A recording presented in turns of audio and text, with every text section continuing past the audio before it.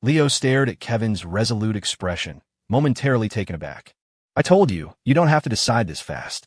Go home, think it over. Once we sell, there's no going back. But Kevin just shook his head. I won't regret it. Leo, we've been best friends for years. We know each other inside and out.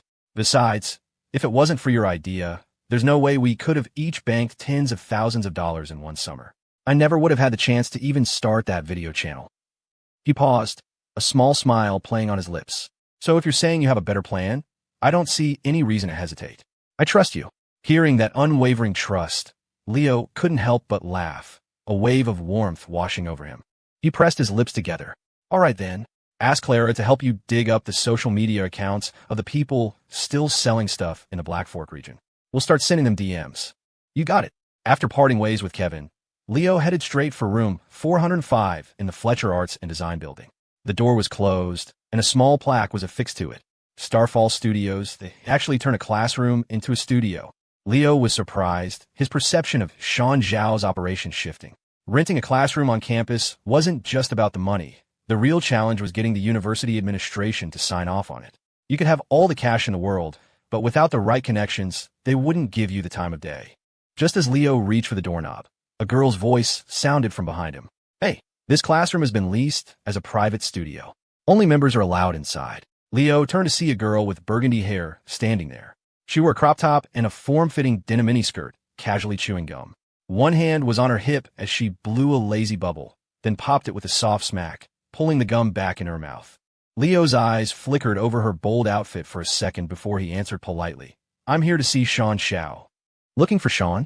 The girl raised an eyebrow and pushed the door open. As the door swung inward, Leo saw that room 405 wasn't a large lecture hall as he'd imagined. It was more like a 6-person office, maybe 500 square feet. It was filled with professional-looking camera equipment, and 4 desks were pushed together to form a large workstation. 2 guys with glasses sat hunched over their computers, completely absorbed in their screens. The girl called out to one of them, a guy with a buzz cut. Sean, someone's here for you. HM. The guy turned, his face breaking into a smile when he saw Leo. Leo, that's me. Hey, Sean. Confirming Leo's identity, Sean quickly stood up and walked over, introducing the burgundy-haired girl. Ruby, this is the freshman I was telling you about on the phone, Leo Yeager. Leo, this is our studio's creative director, Ruby Yu. She's a junior like me. Ruby's eyes widened as she looked Leo up and down, her painted lips slightly parted. Wow, she finally said. When Sean said a freshman wanted to join our studio, I was picturing some nerdy bookworm type. I wasn't expecting this. She licked her lips, a playful smile spreading across her face. Well, Leo, if you really join us, you let your big sis Ruby know if you need anything at all, okay? Thanks. Leo instinctively took a small step back, a little overwhelmed by the forward upperclassman. Sean, apparently used to Ruby's antics, just shook his head with a helpless smile. He introduced the other guy in the room. That's Don Run, our cameraman and video editor. He's not much a talker, so don't take it personally. Our other editor, Quinn Fan, is out right now, but you'll meet him eventually. Got it. Don never even turned his head. Hearing his name, he simply raised a hand in a perfunctory wave without looking away from his monitor. Sean led Leo to a small sofa in the corner. Leo, let's just get straight to it. Starfall Studios is focused on creating narrative content for social media, short, episodic films. Obviously, the most popular stuff on the platforms right now is still the 10-second comedy clips. But based on my analysis, the platforms are going to be heavily promoting longer, story-driven content in the next few years. Now is the perfect time to get in on the ground floor. But it requires initial capital for equipment, ad spend, props, everything. We're still short 2 scriptwriters, but our biggest problem is funding. Leo wasn't surprised by the studio's direction. He'd figured as much. As long as the scripts and content were solid, this approach had a high probability of success. He cut to the chase. Sean, what about the main talent for the videos? And if I invest, what would the return on that investment look like? Hearing Leo's questions, Sean's excitement grew. This was a good sign. Leo was clearly serious about investing. He launched into a more detailed breakdown of his business plan. An hour later, they had reached a preliminary agreement. When Ruby heard that Leo was planning to invest $20,000, and possibly more, her jaw nearly hit the floor. For a freshman to have that kind of money meant he was definitely from a wealthy family. She draped an arm over Leo's shoulder, her smile turning suggestive. Well, not only handsome, but loaded too, huh, freshman? Ahem, I do okay. Leo rubbed his nose awkwardly and leaned forward slightly, creating a bit of distance between them. Ruby didn't seem to mind. She announced she was going out to buy them some iced drinks and told them to keep talking. After she left, Leo finally let out a breath. Sean, is Ruby always like that? I have a friend who might be a little concerned about me joining a studio with someone so forward. Could you maybe talk to her and explain that I'm... Sean immediately understood and waved his hand, smiling. Don't worry, Leo. It wouldn't matter if you had a girlfriend. Ruby won't be a problem for you. But just now she was... Sean cleared his throat and lowered his voice. Ruby's like that with everyone. The thing is, she's into girls. You have absolutely nothing to worry about. Ruby was into girls. The news from Sean left Leo's mouth hanging open. It took him a moment to process before a look of dawning comprehension crossed his face. Now that you mention it, that makes a lot more sense. Yeah. I hope you're not weirded out. Not at all, not at all. Leo waved his hand, a weight lifting from his chest. If Isabel found out there was a girl in his new studio hitting on him that aggressively, God knows if she'd have Lester call Ron and Hugh to make Ruby quietly disappear into the night. Guess I'm just too kind-hearted, always thinking about the well-being of others. You dodged a bullet, Ruby. Leo felt magnanimous. His concern wasn't about Isabel getting mad. It was purely for Ruby's personal safety. With the misunderstanding cleared up, Leo and Sean got back to business. Sean, I think I have a good grasp of the studio situation now, and I'm on board with your vision. To be honest, my investment doesn't come with any technical skills in filming or editing, but I can definitely handle market research. My friend and I already successfully built a channel from the ground up, so I feel like I know what I'm doing in that area. Sean was impressed. He pushed his glasses up his nose, his interest peaked. Would you mind if I took a look at the account? Sure. Leo nodded, pulled up TikTok, and typed in the name of the channel he and Kevin had built in the Black Fork region. Even though the content was in a completely different lane from what Starfall Studios planned to do, Sean was full of praise after watching a few videos. Leo, I underestimated you. I can't believe a freshman already has this much experience. He paused. If I'm not mistaken, the money you're planning to invest came from this channel, right? More or less. That, and some money I'd saved up. Good. In that case, let's talk numbers. Leo thought for a moment. 25,000, he said firmly, and I need 5,000 of that to be listed under someone else's name, with its own share of the profits. You can consider bringing another member into the studio. He can't offer much technical help either, but he'll only be taking a cut of the profits, not participating in any decision-making. He was bringing Kevin in. In the short term, Leo couldn't think of a better startup opportunity than Starfall Studios. He capped Kevin's investment at 5,000 because all investments carry risk, and this was one he had personally sourced. If the studio failed before it became profitable, Kevin wouldn't lose too much. As for his own investment, Leo was taking a gamble, but there was no reason for Kevin, who wasn't as much of a risk taker, to go all in with him. That works, Sean agreed. I'll get the contract drafted today. With this, you and your friend will be the majority shareholders, holding exactly 49% of the equity. He smiled. Even I only have a 20% stake in the studio I founded. But you're the boss, Sean. I'm just following your lead, Leo said, his expression unchanged. In reality, according to the contract, once his and Kevin's money was in, Leo would legally hold the most sway in the entire studio. On many key decisions, he would have a deciding vote. Sean let out a relieved breath. All right, let's leave it at that for now. I'll get the paperwork started, and we can meet again once it's ready. He grabbed a folder from the desk. Leo, since we've basically agreed to partner up, I can fill you in on a few things. I've already got a lead on the scriptwriters. We should have them locked in within 3 days. This folder contains the initial plan for the channel's launch phase. Take it home, look it over, and let me know if you have any suggestions. Will do. Leo took the folder and said his goodbyes. Just as he stepped out of the studio, he ran into Ruby returning with the drinks. Seeing that Leo was leaving, she put on an apologetic pout. You're heading out, Leo? My bad. I saw a super cute girl on my way to the cafe and couldn't help but stare a little too long. She quickly handed a drink to Leo. Here for you. It's iced. Hearing her excuse, Leo was now a firm believer in what Sean had told him. She didn't just like girls. She was completely down bad. Thanks, Ruby. I'll get you a boba tea next time. Hee. You're too sweet, Leo. After Leo left, Ruby went back into room 405 and handed Sean his drink. So, you saw Leo? Yeah, he just left. How'd the talk go? Sean nodded. It's a done deal. He's investing 25,000. Once the contract is signed, he'll be the biggest shareholder in the studio. 25,000? Ruby's brow furrowed in concern. Doesn't that mean he'll have the final say on everything we do? He could even overrule you, the founder. He could, but don't worry about it. He's just an investor handling market research. The technical skills are all on our end. He doesn't know enough about the production side, so most decisions will still come down to us. Besides, how much ambition can a freshman really have? He just has a fancier title on paper. That's all, Sean said with a lighthearted laugh, completely unconcerned. But Ruby wasn't so sure. She had a feeling that making Leo the most powerful voice in the studio was a move that would, one day, come back to completely stun Sean. He had no idea that Leo's ambition was far greater than he could possibly imagine. Leaving the Fletcher Arts building, Leo headed back to his dorm. It was quiet inside. Rex and the other two were all asleep. Leo sat down at his desk and began flipping through the studio's initial proposal that Sean had given him. From the detailed content, it was clear that Sean and his team had done their homework, researching a ton of industry-specific information. They had a clear step-by-step plan for their launch. I hope this is a good bet, he thought. In the quiet dorm room, the only sounds were the hum of the fan and the soft rustle of pages turning. A moment later, Rex, who had been off in dreamland, shot up in bed without warning. He stared at Leo, his expression one of pure horror. What the hell, Leo? Are you seriously? Are you secretly studying while the rest of us are asleep? He hissed. Jesus Christ, you're not even trying to hide it. You're just out here grinding, trying to wreck the curve. You're a monster. There's a saying that goes around every college campus. The gentle hum of a gaming PC is the ultimate white noise, but the sound of your roommate turning a textbook page will wake the dead.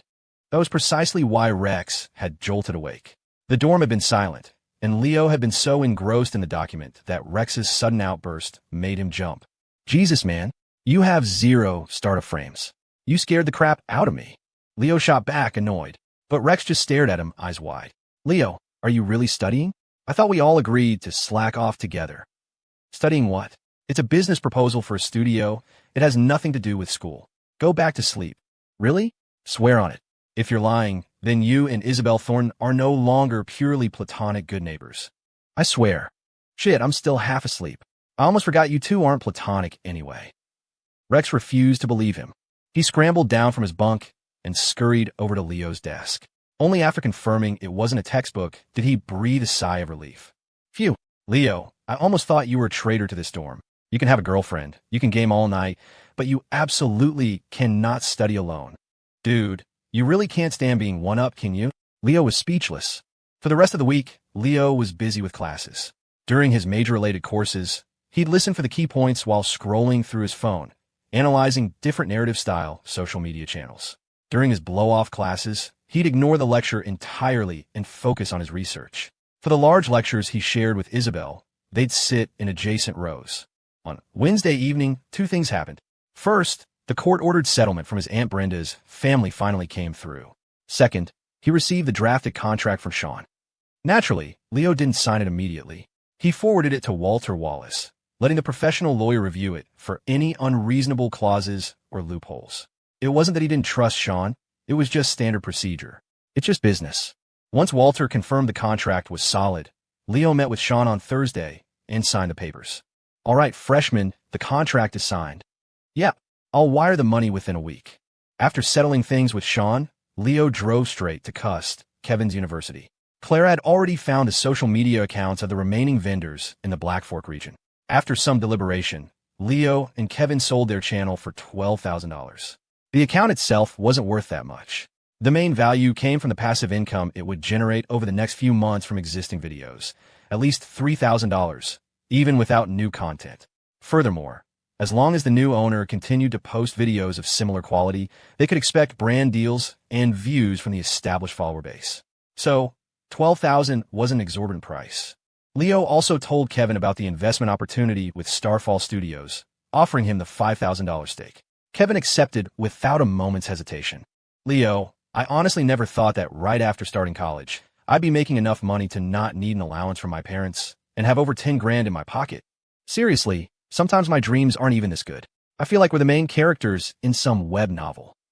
Kevin was beaming, unable to hide his excitement. Leo pursed his lips. Yeah, it's great compared to most people. But then you think about all the rich kids whose allowance is 10 grand a month. When you put it like that, it suddenly feels a lot less exciting. Hey, I'm not trying to bring you down, just keeping you grounded. Leo paused, then asked curiously, So, How are things going with you and Clara? At the mention of Clara's name, Kevin's face turned bright red. He stammered for a bit before mumbling, well, Clara still owed a few thousand, right? And I was thinking, I have all this money now and can't spend it all at once, so I helped her pay it off. I also gave her some extra to help with her dad's medical bills. I told her she didn't have to pay me back, but she insisted on writing me an IOU. Said she wouldn't hang out with me anymore if I didn't let her. Leo's eyes widened. Damn, his boy Kevin actually had some game. He had Clara wrapped around his finger. So, are you and Clara together or not? Kevin fidgeted. And not yet. I think she likes me, but she hasn't said anything, so I'm not sure. Leo had just been praising Kevin's smooth moves, only to realize he was a complete dumbass. Dude, you're an idiot. You know what Clara's like. If you wait for her to confess, you'll be waiting until after graduation. With the way things are between you two now, all you have to do is ask her out and she'll say yes in a heartbeat. Leo said, rolling his eyes. Kevin's face lit up. Really? You're not messing with me, Leo. Believe it or not. Whether her future kids have her last name is up to you now. Looking at Kevin's earnest, clueless expression, Leo couldn't deal with the all-brawn no-brains knucklehead anymore. He turned, got in the car he'd borrowed from Rex, and headed back to CPI. It was Friday, and he had a 2 o'clock class. After that, it was the big mixer dinner between his dorm, 415, and Isabel's 311. Driving back to campus, Leo rubbed his chest while waiting at a red light, his eyes narrowing slightly. Weird. Ever since I woke up this morning, my heart's been racing randomly, and my left I won't stop twitching. It's just a door mixer. Why am I so worked up? After parking Rex's car back at CPI, Leo glanced at the time.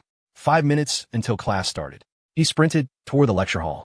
Even though it was a large combined section, this professor did roll call and made a point of looking up at each student as he called their name. No chance of having someone answer for you. Bring. Leo slipped through the back door just as the bell rang, sliding into the seat next to Rex. Isabel and her 3 roommates were sitting in the row behind him this time. Leo, where'd you run off to? Your neighbor over here was staring a hole through the door waiting for you, P6.She said, poking him in the back with a grin. Isabel's expression was icy. Haley, don't talk nonsense. I was not. P6.She, Haley huffed, thinking, yeah, right? Leo leaned back and explained in a low voice, I had to go to cuss to see Kevin. Oh.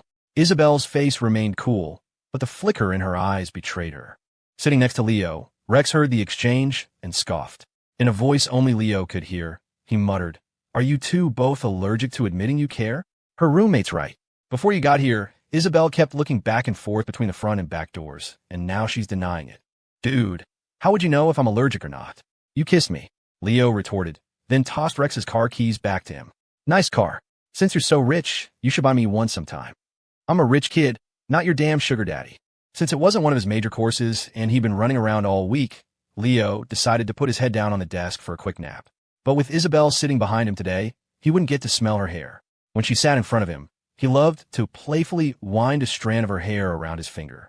By the end of class, his hand would be scented with her shampoo. Just as he was about to drift off, a bored Rex nudged him with his elbow. Hey, Leo, what time are we eating tonight? I need to know if I'll have time to fix my hair after class. I gotta be the best-looking guy there. 7 or 8. Ask Haley for the details. I'm dead tired, about to pass out. Wake me up when the professor gets here. Damn it, I'm too shy to ask her.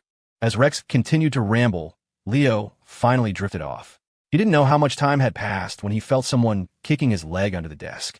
His first thought was that it was Rex, bored out of his mind again. Too tired to care, he ignored it. But the more he ignored it, the more insistent the kicking became. Finally, Leo couldn't take it anymore. Keeping his eyes closed, he grumbled, Rex, stop kicking me, man. What the hell? I'm not kicking you. You having a nightmare or something? Rex shot back, scooting away from Leo and closer to Felix. He was busy playing Valiant Legends on his phone, muttering his character's lines under his breath. Master Gearite. IQ 250. Worship me. Remember to worship me. And had no time for Leo's nonsense. The moment Leo had called out Rex, the foot under the desk stopped. But just before he could fall asleep again, it was back. This time, however, the sensation on his bare leg was different. It didn't feel like a shoe anymore. It felt like someone was rubbing their foot against him. Leo's eyes shot open. He sat bolt upright, a tingly, electric feeling jolting through his brain. No mistake. Absolutely no mistake. That's the feeling of stockings. His mind reeled. He glanced down. A small foot in black stockings was extending from the row behind him, gently prodding his leg. It wasn't really a kick. It was more like a caress. Leo froze. The foot looked incredibly familiar. It was Isabel's. Realizing this, he whipped his head around. But Isabel was sitting perfectly upright, staring at him with a cool, detached expression, as if nothing had happened. HM. As he turned, the movement under the desk stopped. Leo stared at her, confused. Was he imagining things? The second he turned back around, the foot was there again. Leo leaned over slightly. He was 100% certain it was her. But every time he looked back, he was met with that same icy stare. Hearing her inner thought, Leo's heart began to pound. Oh, so we're playing this game, are we? He put on a stern face and said to her in a low, serious voice, "Pay attention to the lecture." Oh, Isabel nodded, but the foot under the desk didn't stop. In fact, it grew bolder, and soon both of her feet were stroking his calves. Seeing Leo repeatedly turn around, Haley finally couldn't take it anymore. She pouted. "Leo, if you miss your little neighbor that much, why don't we just switch seats? You're the one sleeping through the whole class, and you have the nerve to tell Isabel to pay attention? Talk about flipping the script." Leo opened his mouth, feeling utterly wronged. He couldn't exactly tell Haley the truth, could he?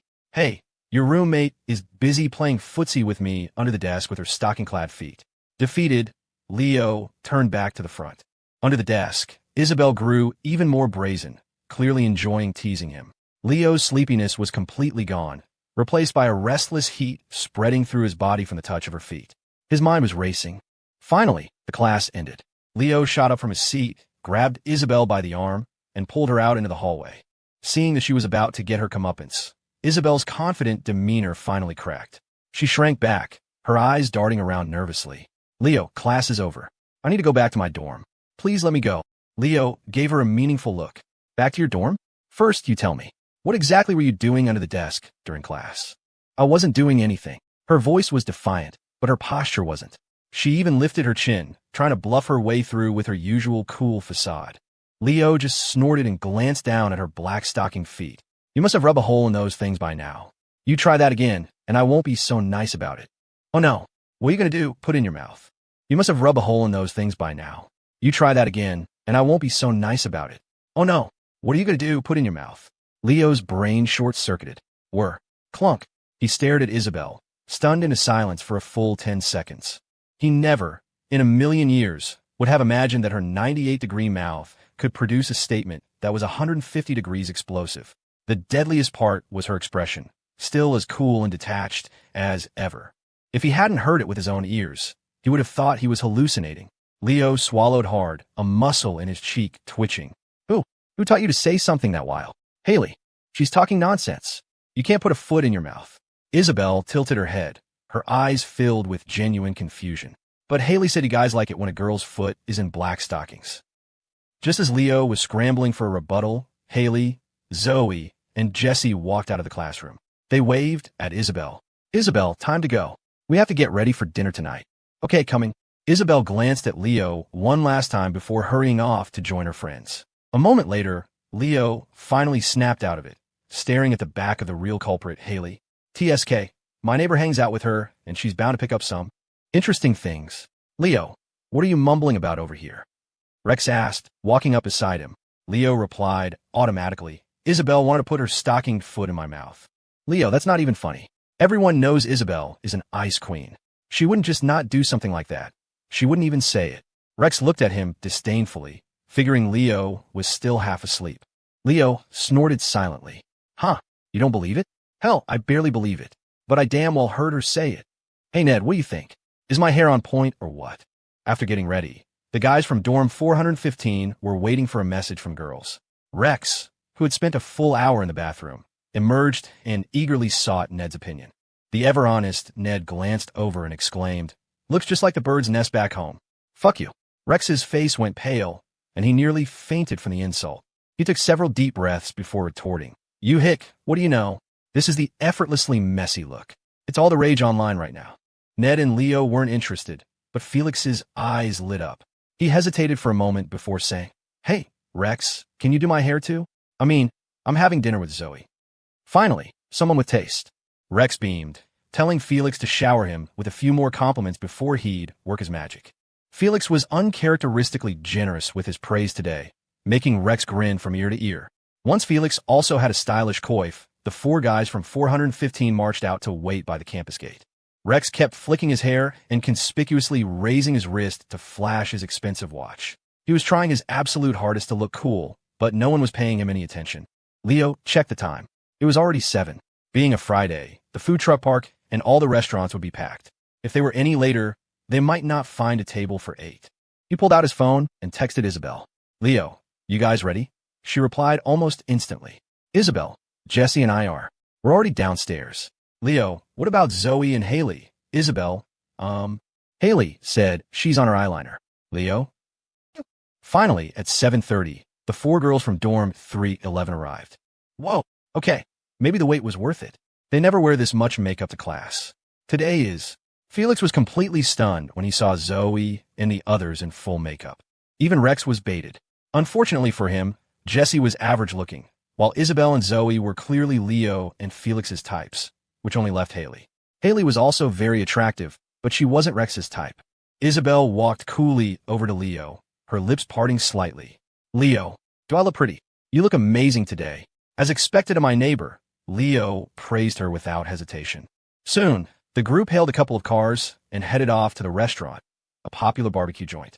Since they arrived late, they had to wait 20 minutes for a table. Just as they settled into the private room, Leo's phone rang. It was Walter Wallace. He excused himself and stepped outside to take the call. Mr. Wallace, is everything okay? Nothing major, Leo. Just calling to confirm that you've received the full settlement from Brenda's family. Leo breathed a sigh of relief. He'd been worried there was an issue with the contract he'd signed with Sean. Looks like he was overthinking it. Yes, it all came through. Thanks so much for your help, Mr. Wallace. Don't mention it. By the way, I only had a chance to confirm the contract was okay the other day, but we didn't get to talk about it. Are you planning to use that money to invest in a studio? Yeah, I want to try starting a business. That's great, but you're starting at a pretty high level. I'm a little worried you might be in over your head. But you've made your decision, so there's no point in me saying more. If you run into any other legal matters down the line, don't hesitate to call me. Okay, thank you, Mr. Wallace. I'll have to treat you to dinner sometime soon, and don't say no. After hanging up, Leo returned to the room. Isabel, Rex, and the others had already ordered. He glanced around and saw that the seat next to Isabel was conveniently empty, a clear setup by the others.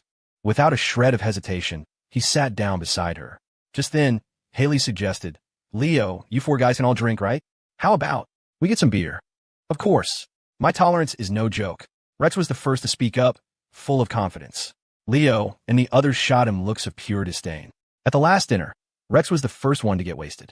All right, let's get 2 cases of beer then, Haley said. Seeing no objections, she called the waiter over. Leo didn't really care. He was about to ask Isabel if she drank when he turned and found her staring at him, her eyes full of anticipation. Leo, drink a lot tonight. Tonight I should. Drink a lot? Are you sure you don't mean I should drink less? Leo was a bit confused.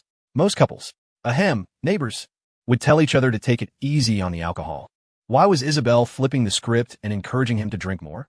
Faced with the question, Isabel maintained her cool expression, her lips pressed together in a stubborn line, fully committing to her silent ice queen persona. Wait, I know. Leo blurted out, a look of sudden realization on his face. Seeing this, Isabel's face tensed, her eyes darting nervously toward him. Oh no, did he figure out? Leo snorted.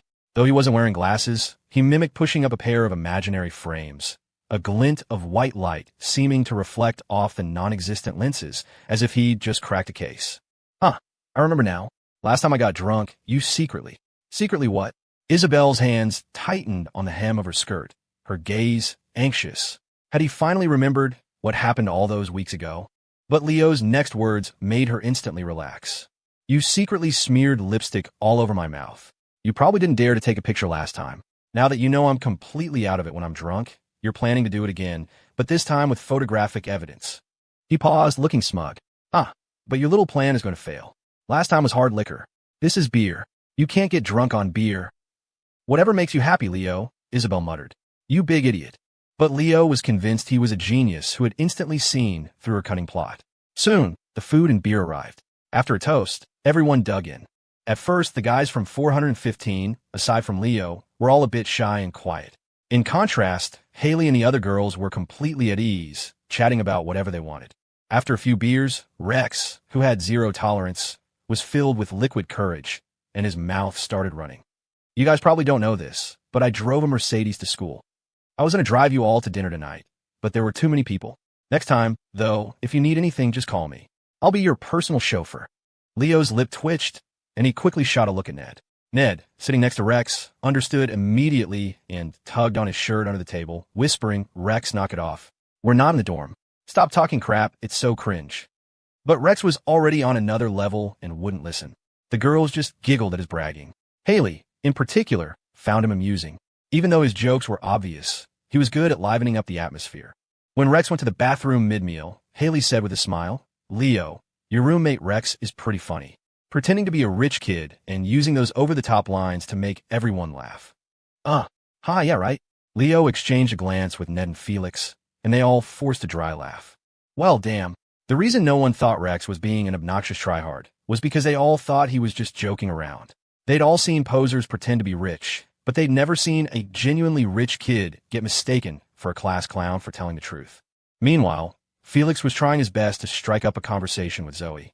Although she responded to everything he said, it was clear she was just being polite. After a few failed attempts, Felix gave up, growing quiet and just clinking glasses with Ned and Leo. "Leo, cheers." "Cheers." Leo downed his glass, only for Haley to immediately ask for a toast. And so it went. Leo was responsible for drinking, and Isabel, sitting beside him, was responsible for pouring. Every single time, she filled his glass to the brim, as if terrified he wouldn't drink enough. After several consecutive glasses, Leo finally noticed something was off. He looked at Isabel suspiciously.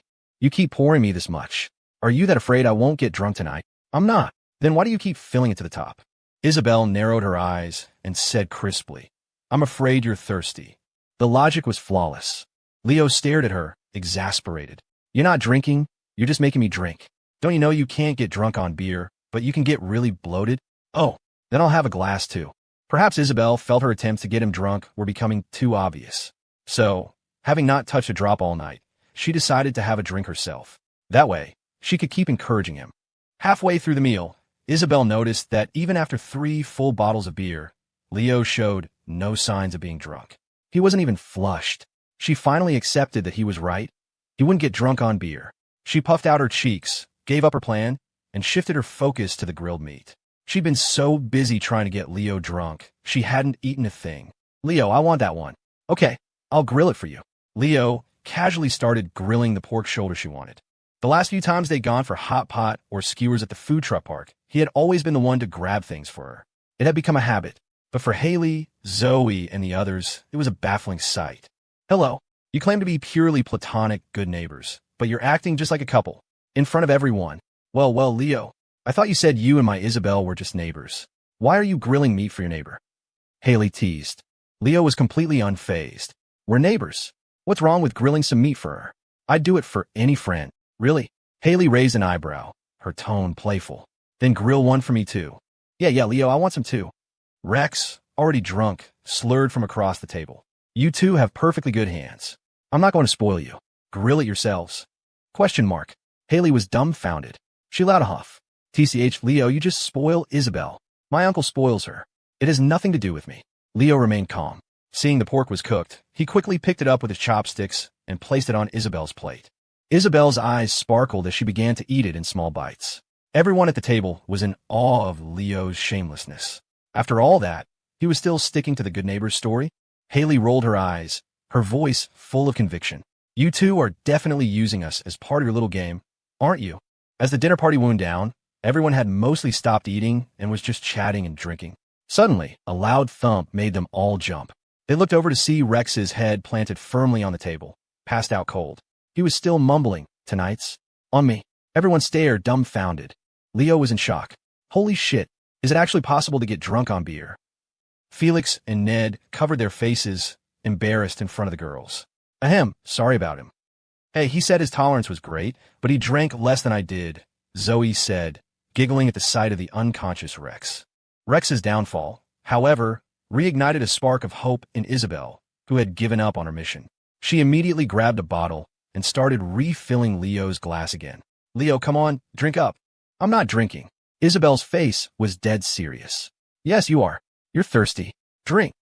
In the end, thanks to Isabel's relentless pestering, Leo was forced to down 2 more bottles. While he wasn't drunk, after 6 or 7 beers in one evening, His head was starting to feel a little fuzzy. More importantly, his stomach was at its limit. Drinking that much without a break was making him incredibly bloated and uncomfortable. He waved his hands frantically. No more, no more. I don't care how much you beg.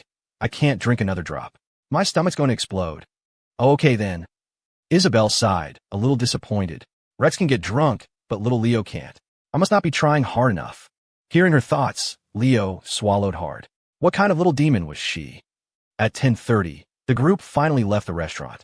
Under the night sky, Ned and Felix supported the drunken Rex between them. Rex was still muttering incoherently, which sent the girls into another fit of laughter. Felix managed a pained smile. Well, we're going to get him back to the dorm. Okay, Haley replied, watching the three of them get into a car and drive off. After they were gone, Haley squinted at Leo and Isabel. Okay, there are 5 of us left. We can't all fit in one car, but it doesn't make sense for Leo to ride alone, so. Her eyes lit up. Isabel, you ride with Leo? The 3 of us will take another car. Before Leo or Isabel could respond, she had already hailed a taxi and was pushing Zoe and Jesse inside. A moment later, their car disappeared into the night. When it was just the 2 of them, Isabel finally looked at Leo, her eyes full of hope. Leo, are you drunk? Give it up.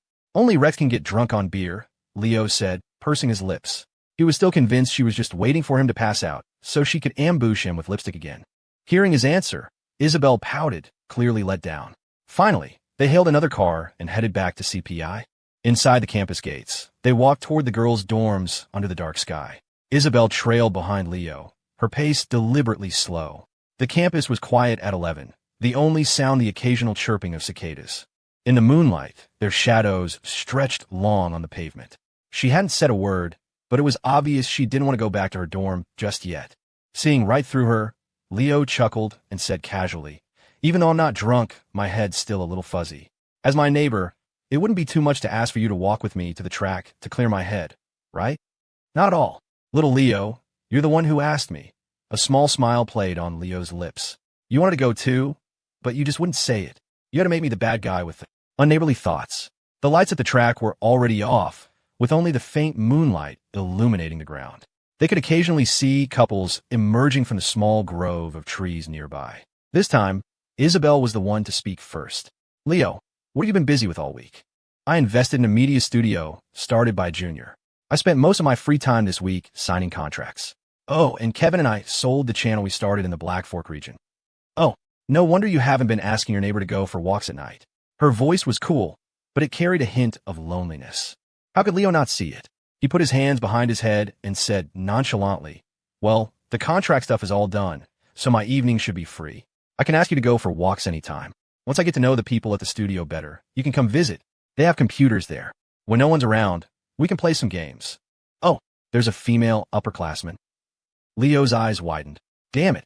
The point was the studio. Why is your focus on the female upperclassman? In the end, they wandered past the small grove of trees several times. Even though it was past 11, CPI didn't have a curfew, so there were still plenty of couples making out in the dark. The wet, smacking sounds echoed in the quiet air. The noise made Leo feel hot all over, his mind filling with very unneighborly thoughts. He cleared his throat.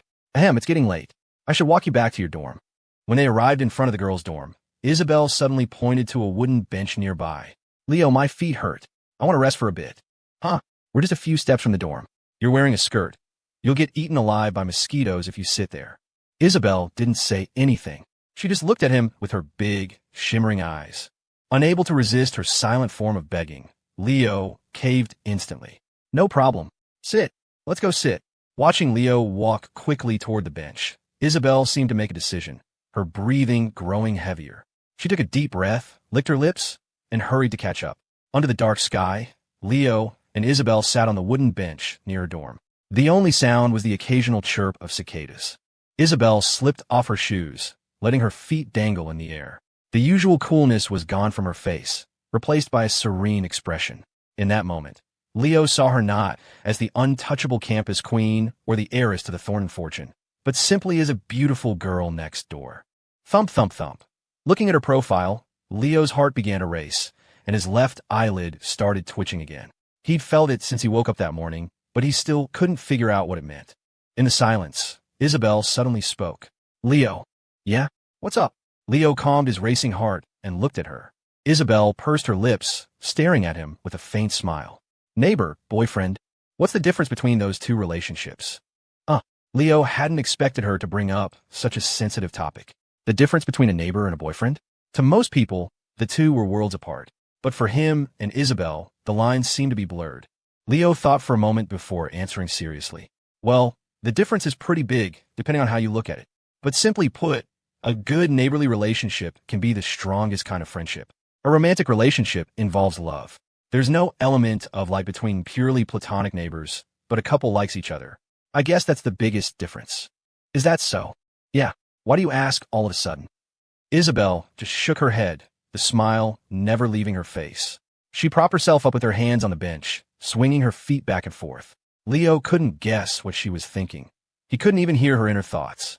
He had realized a while ago that he could only hear her thoughts when they directly contradicted her cool exterior, not all the time. After a few more minutes of silence, she asked another question. Leo, if one day you met someone you really, really liked, what would you do? The question hit Leo like a punch to the gut. He looked at her casual demeanor, and didn't know how to answer. What would he do? He reviewed the past few months. What had he done? It felt like he'd done everything but confess his feelings, all while stubbornly denying them. Seeing him speechless, Isabel didn't get angry. She just scooted a little closer, her scent filling the air around him. She continued to swing her feet as she looked up at the moon. The soft moonlight illuminated her face, making her breathtakingly beautiful. Leo stared at her, mesmerized, his heart pounding in his chest again. After a long moment, Isabel turned her head slightly to look at him and said softly, if I met someone I really, really liked, I think I want to hold onto him tightly. A night breeze rustled the leaves in the trees. Just when Leo thought she was about to say the 4 words that would leave him with no room to escape, she simply stopped swinging her legs. Her toes touched the tips of her shoes on the ground as she turned to him, her eyes curving into a smile. Leo, are you drunk? Leo felt numb, almost robotic as he replied, no. I told you, you can't get drunk on beer. But I am. Right, you're Drew, MMPH. Leo's eyes flew wide open. The warm pressure on his lips sent his mind into a complete blank. Time seemed to freeze. Isabel's eyes were closed, her long lashes trembling. He could feel her breath against his skin. The world went silent, the only sound the thunderous beating of his own heart. Her kiss was soft and fiery, full of a young woman's courage and shyness. He never would have thought that Isabel Thornton, who seemed as cold as ice to the outside world, would so suddenly, so proactively, kiss him. Wait, I remember now. The memories flooded back, details he'd ignored now crystal clear. He finally remembered that night, weeks ago, when he'd been drunk. She hadn't taken him straight back to the dorm. She had helped him to this very same bench, and the lipstick on his mouth. It wasn't from her scribbling on him. It was from this, from her kissing him. No wonder she was so insistent that her first kiss tasted like alcohol, because that night he had been drinking, and his mouth had tasted strongly of it. So, they hadn't been purely platonic neighbors for a long time. It had been a purely labial friendship. As Leo was reeling from shock, she pulled away. She slowly opened her eyes, slightly out of breath, a beautiful blush spreading across her cheeks. Her eyes shimmered with unshed tears. Leo stared at her, the warmth of her lips still lingering on his. His voice trembled slightly. I'm not drunk tonight. I won't forget this time. Isabel bit her lip, her smile blooming like a flower. I know you're not drunk, but I couldn't wait for you to get drunk again. An indescribable warmth and emotion surged through Leo's heart. He felt like he was dreaming, but everything around him was too real. It had all really happened, and from this moment on, it seemed he could no longer say he and Isabel were just neighbors. So, that's why you always said your first kiss tasted like alcohol. Having spent all her courage, Isabel now seemed as timid as a kitten, her eyes darting away nervously. Leo took a deep breath and smiled. So, I guess we're not purely platonic good neighbors anymore. Leo, you're such a jerk. I just kissed you, and you still want to be neighbors? Hearing her inner thought, Leo's grin widened. We're boyfriend and girlfriend who've made out. Huh. So, girlfriend, let me kiss you again. MMPH. Before Isabel could react, Leo leaned in, his arm wrapping around her waist. She watched his face get closer and closer, her eyelids feeling heavy, as if she could barely keep them open. Her heart and her breath were a mess. The next second, he kissed her, smudging her already faded lipstick. Her first kiss had been a sneak attack, a surprise for both of them. But this one was no ambush. He had, after all, given her fair warning before he made his move. Did her first kiss taste like alcohol? That was Isabel's answer. Leo's answer was different. His first kiss was sweet, a sweetness that belonged only to her. Holding her slender waist, Leo felt her body, initially tense, begin to relax and soften in his arms. If he wasn't holding her, she might have slid right off the bench. After a long moment, he pulled away. They were both breathless, their eyes locked in a sticky, sweet gaze.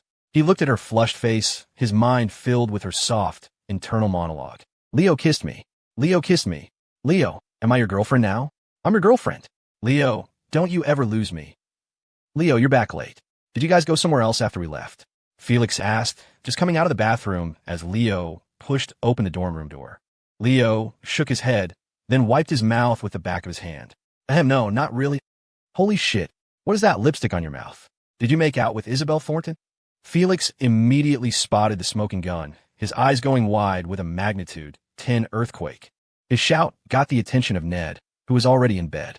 Ned poked his head out from his bunk, saw the red smudge around Leo's mouth, and his eyes grew just as wide. Leo, didn't you say you and Isabel were purely platonic good neighbors? A pure friendship? How did you two end up making out after a few drinks? Leo grinned, trying to look cool, but he couldn't stop the smile from spreading across his face. Damn it, who knew lipstick tasted so good? He cleared his throat and glanced at the sleeping Rex. She'll keep it down. If Rex finds out Isabel and I aren't just neighbors anymore, he'll actually explode. Felix swallowed hard. Dude, so you and Isabel are together now. Please don't use my girlfriend's full name like that. Squeak. The door to dorm 311 opened softly. Isabel figured that since her roommates had been drinking and it was almost midnight, they would all be asleep. But as she peeked inside, she saw the lights were still on. Her cautious entrance, which normally wouldn't have drawn attention, made all three of them turn and stare at her. Seeing that they were all awake, Isabel's face fell. As expected, Haley immediately sensed that something major had happened. She rushed over to Isabel, her eyes narrowed suspiciously. Isabel, where did you and Leo go? Why are you sneaking in like you don't want to be seen? Isabel looked guilty, her eyes flitting around. She pursed her lips and put on her usual cool expression. We went for a walk on the track. Only couples go for walks on the track at this hour. And they're usually not just walking. From what I hear, they're making out in that patch of moral ambiguity in the woods. Haley paused, her gaze fixed on Isabel's rosy lips. Did you and Leo go make out in the woods? No, Isabel said, her voice full of conviction. She wasn't nervous about Haley's accusation at all, because she and Leo definitely did not make out in the woods. We made out on the bench by the girls' dorm. What does that have to do with the woods by the track? Haley didn't believe her, staring intently at Isabel's mouth. Isabel, for her part, remained calm. Even though Leo had tasted her lipstick, she had sneakily reapplied it before coming back. There was no way Haley could tell. But then, Haley's narrowed eyes slowly widened until her pupils registered a magnitude 10 earthquake. She covered her mouth, her voice a disbelieving whisper. I.S.A. Isabel, you and Leo really did kiss tonight, didn't you? At first, Haley had just been teasing her. She didn't think they had actually kissed. Sure, she knew they weren't just good neighbors, but she figured they were in that more than friends, less than lovers stage. They weren't official, so they wouldn't be hugging and kissing yet. But now, Haley wasn't so sure, because she realized Isabel's lipstick looked freshly applied. If nothing had happened, why would she need to reapply her lipstick before coming back to the dorm? Seeing Haley's certain expression, Isabel finally started to panic. Haley, if you two didn't do anything, then why did you just reapply your lipstick? It's because you were afraid we'd find out you two were making out. Detective Haley, on the case. Isabel froze, realizing her clever little trick had been her undoing. Seeing that she couldn't hide it any longer, her face flushed red and she mumbled, "It was just one kiss." One kiss or a million? You said it was a pure friendship. You meant purely on the lips, didn't you? You better confess now, and we'll go easy on you. When did you and Leo start dating? Haley demanded, her hands on her hips. Jesse and Zoe, hearing that Isabel and Leo were actually together, crowded around, their faces full of eager anticipation. Okay, we're ready to start shipping. You can start talking now. When the other three girls in dorm 311 confirmed that Isabel and Leo's relationship had evolved from purely platonic good neighbors to a kissing and hugging couple, their faces lit up with satisfied smiles. Their ship had finally sailed. I knew you had ulterior motives when you kept refilling Leo's glass all night. Haley said, crossing her arms. Though her words were teasing, she was ecstatic inside. Finally, now she could ship them openly. Isabel pouted. But Leo didn't get drunk. It's better that he wasn't drunk. Being tipsy like you guys were is perfect. Otherwise, even if your plan had worked, what if he woke up tomorrow and didn't remember anything? That's true. Isabel's face tensed. She immediately remembered how Leo had completely forgotten she'd kissed him last time. So, it was actually a good thing he hadn't been drunk tonight. At that thought, a happy smile spread across her face. Haley and the others had rarely seen Isabel smile so sweetly, and their hearts melted all over again. Turns out Isabel wasn't so cold after all. She just hadn't found the right person to melt her heart. Haley grinned. Hee hee, we were always calling you two lovebirds, and now you actually are. The comment made Isabel's eyes sparkle with delight. It was a good thing Haley didn't work for Thornton Industries, or Isabel would have personally told the finance department to give her a massive raise this month. The next day was Saturday. Since all four guys in dorm 415 had been drinking the night before and had number 8 a.m. classes, they all turned off their alarms and slept in. Leo, in particular, had been so excited after his first real kiss that he tossed and turned for hours, unable to fall asleep. So, he was sleeping very soundly. Rex, however, had passed out before 10, so he was the first to wake up. Seeing the other three still asleep, he booted up his computer to farm some noobs in a low-ranked game lobby. Half an hour later, around 10, Felix and Ned also woke up. Felix chuckled. Well, look who's awake. Your tolerance really is something else, Rex. Getting drunk on beer. Impressive. Shut the hell up. Rex's face turned red. He couldn't believe he'd actually gotten drunk on beer. He was never going to brag about his tolerance again. So embarrassing. Ned also chimed in, saying that back home, someone with Rex's tolerance wouldn't even be allowed to sit at the kids' table. He'd have to sit with the dogs. This got Rex so worked up he was practically bouncing off the walls. But seeing that all his noise hadn't woken Leo, he regained his confidence and grew bold again. Why are you two making fun of me? Leo's even more wasted than I am. My tolerance might suck, but at least I wake up fast. Leo, on the other hand, can't hold his liquor and he sleeps in. He always wakes up later than me. Felix and Ned glanced at Leo's bunk. He was indeed still asleep. The three of them were being pretty loud, and he hadn't stirred, which meant he must be out cold.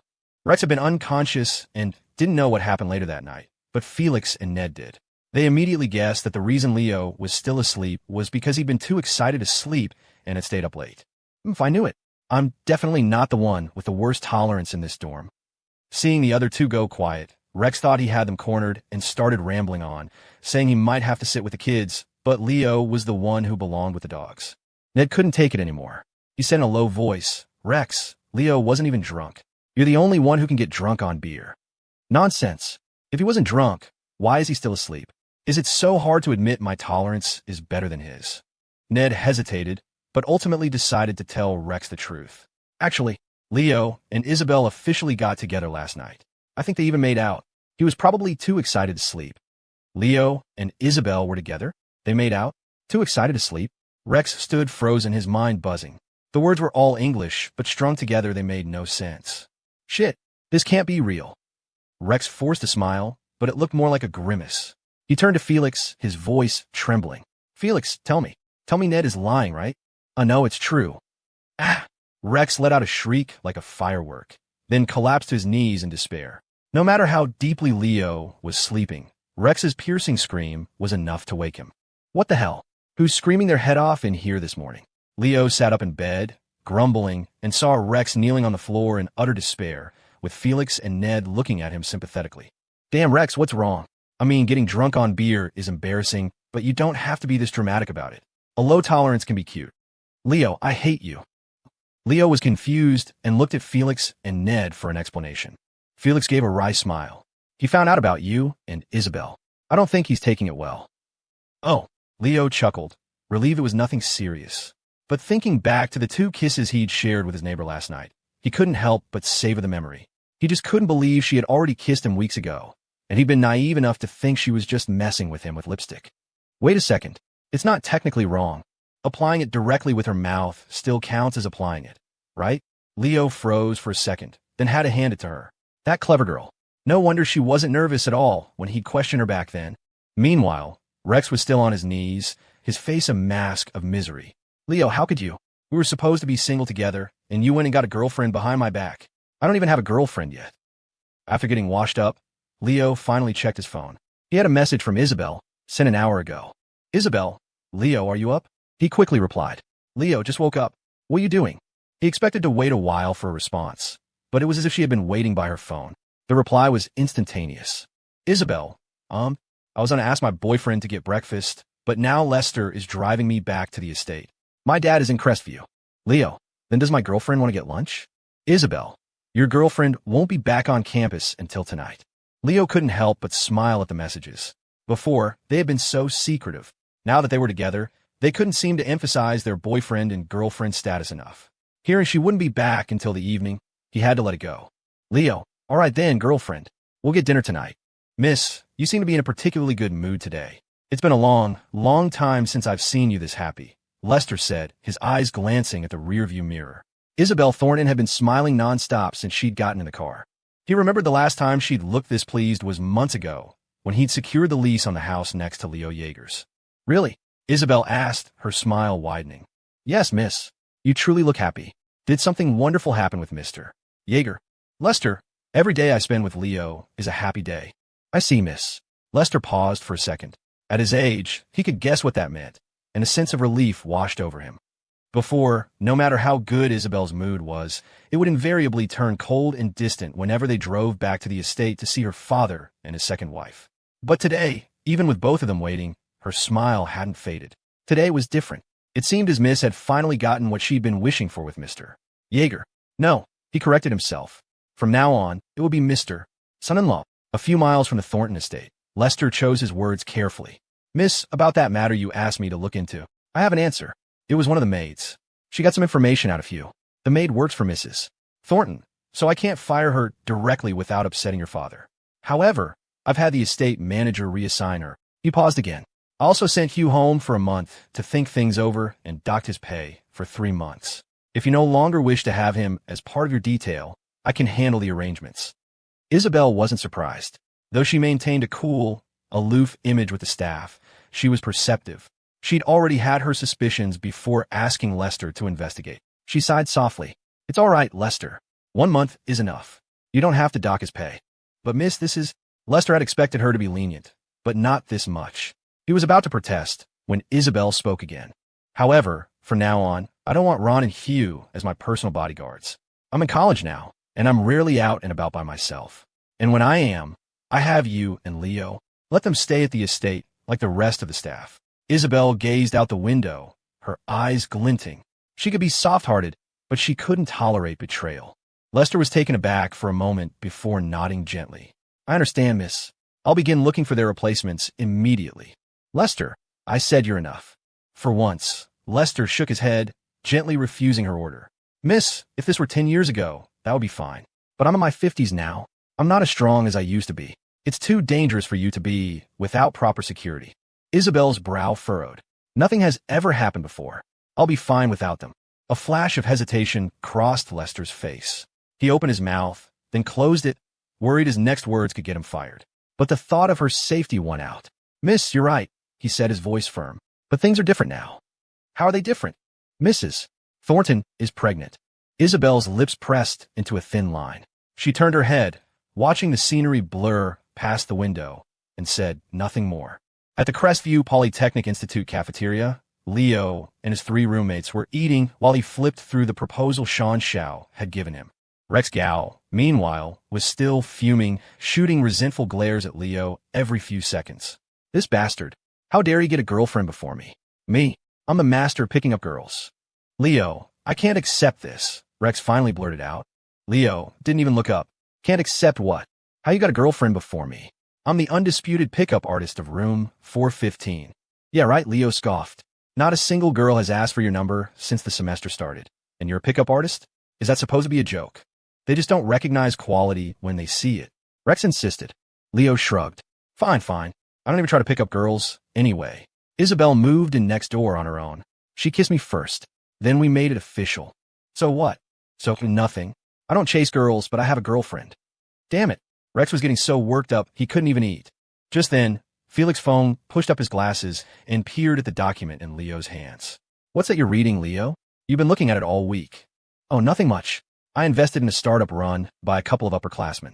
This is their business plan. I'm supposed to give them some feedback and help map out the next steps. Felix's eyes widened. The word invest sounded foreign and impossibly adult to a college student. You're starting a business? Something like that. Seeing Leo's casual attitude, Rex snorted. Investing is risky, Leo, especially in students who haven't even graduated. My dad always says you can invest in anyone but college students. You'll be lucky to get your principal back. But it's no big deal. You probably only put in a few thousand, maybe 10 or 20 grand at most, right? Yeah, not much. Just 250,000. Rex felt the blood drain from his face. He wanted to smack himself. Damn it. I almost forgot this jerk made a killing over the summer. $250,000 is not much? Holy crap, Leo. $250K. Felix exclaimed. Suddenly, I'm thinking the rich kid in our room isn't Rex, it's you. He had a point. Their monthly allowances were between $1,200 and $1,500. And here was their own roommate, casually dropping $250,000 on an investment. That was way more of a flex than anything Rex had ever done. Besides, Rex's family was rich, but the money wasn't his. His parents were strict, and his allowance was only $1,000 or $2,000 more than theirs. Leo just laughed. That's pretty much my entire net worth. If you want to talk about real money, you got to look at our boy Rex here. Finally, you say something that makes me happy. Rex puffed out his chest. Yeah. So, you're buying lunch then, right, rich boy? What? Rex stared, then unleashed a stream of curses. This guy wasn't just a pain in the ass. He was a masterclass, grade A asshole. After lunch, Leo took the business plan and headed for room 405 in the Fletcher Arts and Design building. Pushing the door open, he saw Ruby Yu and the quiet Don run, each focused intently on their computer screens. Hearing the door, they both assumed it was Sean. Sean, those two scriptwriters are coming by at 3, Ruby said without turning around, her fingers still flying across the keyboard. They said they finished the script for the first video. Ahem, it's me, Ruby. Huh. Ruby stopped typing and swiveled in her chair. A wide smile spread across her face when she saw Leo. Oh, hey, Leo. I thought you were Sean. Is Sean out? Leo asked, a little surprised. Every other time he dropped by on a weekend, Sean had been there, a clear sign of how dedicated he was to the studio. Don Run, who rarely spoke, answered softly. He pulled an all-nighter here. Didn't get back to his dorm until after 8 this morning. He's probably still sleeping. Leo was even more surprised. He hadn't realized Sean was working himself that hard. But from an investor's perspective, it was reassuring. If the guy in charge was that committed, the team was probably solid. He's really pushing himself, Leo remarked. Yeah, he's the most passionate one of all of us, Ruby said. He was stressing about funding, but your investments solved that. The new scriptwriters will be here soon with a final draft. Now all we need are the actors. Right. I don't know if Sean told you, but besides being an investor, I'm also going to be handling market research and content strategy. Ruby nodded. He mentioned it. Good. I actually came by today to talk to him about casting for the videos. Ruby looked surprised. You've already found people? Are they students here at CPI? Yep. Leo held back the answer, saying he'd wait for Sean to arrive. A little while later, Quinn Fan, the studio's other videographer, showed up. Leo had met him when he signed the contract with Sean. Quinn was handsome, the kind of guy who probably got asked for his number constantly. At first, Leo had stereotyped him as the slacker of the group, but after spending some time with him, he realized Quinn was just as dedicated as Sean. Hey, Leo's here, Quinn said cheerfully. Come on in and have a seat. You're our biggest shareholder now. Thanks to you, the boss can finally stop worrying about money. All the new equipment and props are on their way. Leo smiled. You don't have to be so formal, Quinn. Nah, don't call me that, it's weird. Just Quinn is fine. Leo didn't press the issue, simply calling him Quinn. Around 2 o'clock, Sean finally arrived at the studio. The dark circles under his glasses were proof of his all-nighter. Sean, you can't keep doing this, Ruby chided. I know we're in the startup phase, but you can't burn yourself out. You're the boss. If something happens to you, we're screwed. Don and Quinn murmured in agreement. It was clear they were all worried about him.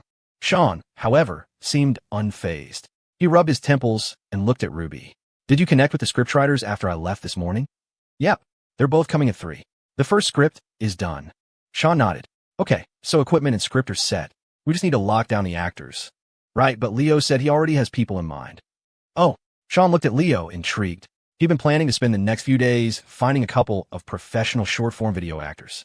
He hadn't expected Leo to have that covered already. Seeing all 4 of them looking at him, Leo smiled. All right, since everyone's here, I'll share my thoughts. He continued, I've been going over the proposal you guys wrote, and I don't see any major issues with the overall planning. You're the experts in this field, far more than I am. But since we're focusing on story-driven content for our channel, I spent the last few days analyzing a ton of accounts in that space. Broadly, they fall into two categories.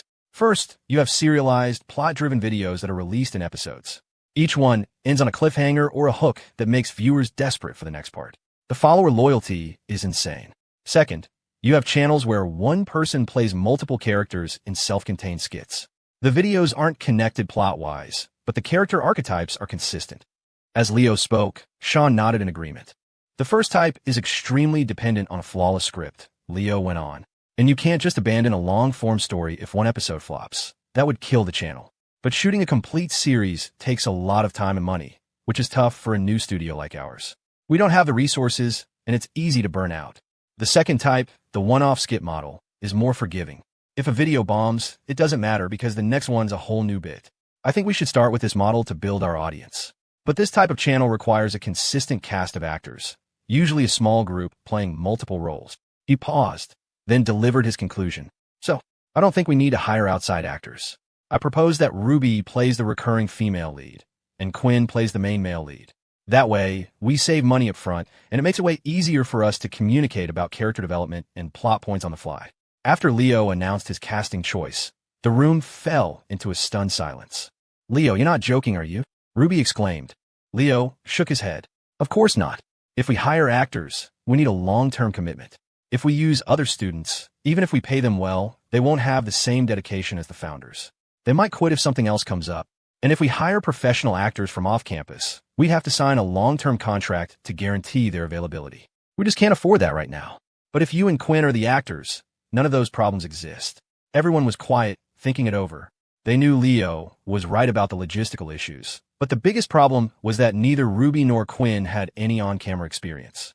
Leo saw their concern and smiled reassuringly. I know you're worried about experience, but all those TikTok stars were amateurs before they blew up, right? Besides, our focus is on the story. This is short-form video, not a professional short film or a web series. You don't need Oscar-worthy acting skills. He's right, Sean said, snapping out of his surprise. He built on Leo's point, adding his own perspective. After some deliberation, they decided to let Ruby and Quinn give it a try. They were just starting out. Trial and error was part of the process. If the first couple of videos didn't take off, it wasn't a big deal. They could just create a new account and try a different script. At 3 o'clock, the two scriptwriters arrived. Leo and the team spent the next few hours hashing out the details of the first script, making edits and suggestions. Phew. At 6 in the evening, with the first script finally locked in, Ruby collapsed onto the sofa. I'm exhausted. This is way more complicated than I thought. I figured we'd just shoot the script and edit, but getting the script itself finalized was a marathon. Sean walked the writers out and returned, his expression serious. All right, now that everything's ready, let's plan to shoot tomorrow. It's a campus life story, so I'll talk to the facilities manager tonight and see if we can borrow a classroom. Ugh, a whole weekend and we still have to work. Quinn sighed dramatically.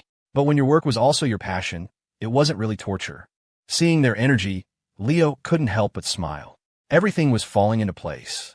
Once the first video was shot and edited, they'd upload it to TikTok. If it took off, his first entrepreneurial venture would be a success. Just then his phone buzzed. It was a message from his favorite neighbor. Boyfriend, I'm on my way back to campus. Okay, I'm at the studio, Fletcher Arts 405. Let me know when you're close, and I'll come meet you. Leo's lips curled into a smile as he texted her back. Ruby, catching the look, narrowed her eyes and sauntered over, a cloud of perfume following her. Ooh, who are you texting that's got you so happy? She purred. My girlfriend. Even though Leo knew from Sean that Ruby wasn't interested in guys, he still felt a little uncomfortable and subtly shifted away. This was the first time since he and Isabel made it official that he'd openly admitted it to someone. Ruby tossed her hair back. Oh, you have a girlfriend? Got a picture? Let me see. I'll give you my expert opinion. My expert opinion? Please. If I didn't know you were into girls, I might have actually believed that. Ahem, we just got together. No pictures yet. I don't believe you. Even if you don't have a photo together, doesn't she ever take selfies? Well, my girlfriend doesn't really like taking pictures. P6.She, you know fun Leo. Leo gave an awkward laugh and stayed quiet. He suddenly realized that having Ruby in the studio was a double-edged sword. On one hand, Isabel had nothing to worry about. Ruby wasn't a threat to their relationship. But a new problem had emerged. Ruby was a threat to Leo. If Ruby ever found out how stunning Isabel was, all hell would break loose. With that thought, Leo made a silent vow. Ruby must never, ever meet his girlfriend. As Ruby walked away, Quinn immediately slid into her place. Glancing over at her, he leaned in and whispered, "Leo, whatever you do not introduce your girlfriend to Ruby. 2 of her 3 roommates have been converted. None of us in the studio dare let her meet any of our female friends. It's a disaster waiting to happen." Whoa, is she really that intense? Leo's eyes went wide. A moment ago, he was worried. Now he was terrified. Quinn nodded grimly. "You have no idea." Leo swallowed hard, his gaze falling on Ruby, who was now scrolling through her phone, her long auburn hair cascading over her shoulders. He shuddered. Thank God he told Isabel to message him when she got close, not to come directly to the studio. He spent another 20 minutes discussing character details with Sean. Just as he was about to take a break and check where Isabel was, there was a knock on the door. Quinn got up to open it. A second later, his confused voice drifted back. "Hey, can I help you? I'm looking for Leo Yeager." At the sound of that familiar voice, Leo's world tilted on its axis. A 10-point earthquake ripped through his gut. "It's over. I'm looking for Leo Yeager." Hearing her voice, Leo's heart dropped. He whipped his head toward the door. Sure enough, there she was. Isabel Thornton, standing with an expression so cool it could freeze lava. Seeing a strange guy answer the door, she took a slight step back. Quinn froze, his eyes wide with astonishment. This was Leo's girlfriend? Holy crap, the guy was eating well. This wasn't just pretty girl in the major level. This was campus queen level. Ahem, Quinn, she's with me. Leo scrambled to the door before Quinn could open it all the way, blocking Ruby's line of sight. Ruby cannot see her. She absolutely cannot. Quinn shot Leo a knowing grin and pulled the door partly shut. "Leo, you better get your girlfriend out of here before Ruby sees her. A girl with looks like that. Ruby would lose her mind." I know, we're leaving," Leo said, breaking into a nervous sweat. After Quinn stepped away, Leo turned to Isabel. "Why did you come straight to the studio? I told you to message me when you got close." "I did." "You didn't answer." Isabel pouted, a hint of grievance in her tone. "Huh?" Leo blinked, pulling out his phone. And there it was, a message from her, sent 10 minutes ago. He'd been so absorbed in his discussion with Sean that he hadn't noticed the vibration. So, when he didn't reply, she'd just come to find him. Before Leo could say anything, Isabel narrowed her eyes, her voice unreadable. "Leo, why did that guy just say Ruby shouldn't see me? Is she the one from your studio?" "Yeah, but look, it's a long story. Let's get out of here first, and I'll explain." Isabel shook her head, standing her ground stubbornly. "Leo, we just got together. Are you already hiding me and hanging out with other girls?" Oh, hell. Hearing her inner thoughts, Leo felt a headache coming on. This was exactly the misunderstanding he'd wanted to avoid. "It's not what you think. The thing with Ruby is..." "The thing with me is what?" A silky, feminine voice purred as a slender hand landed on Leo's shoulder. Leo flinched. It was officially over. A second later, Ruby pushed open the door Leo had been trying to keep closed, muttering, "Leo, your girlfriend is here. Aren't you going to invite her?" "Whoa, wait, you're Leo's girlfriend?" Her words trailed off as she laid eyes on Isabel. She froze, her entire being captivated. In an instant, her eyes filled with a galaxy of tiny pink hearts. "Leo, your girlfriend is gorgeous," she shrieked. While Isabel was still processing what was happening, Ruby surged forward and grabbed her hand like a starstruck fan. "Hi, come in, come in. This is our studio. Make yourself at home.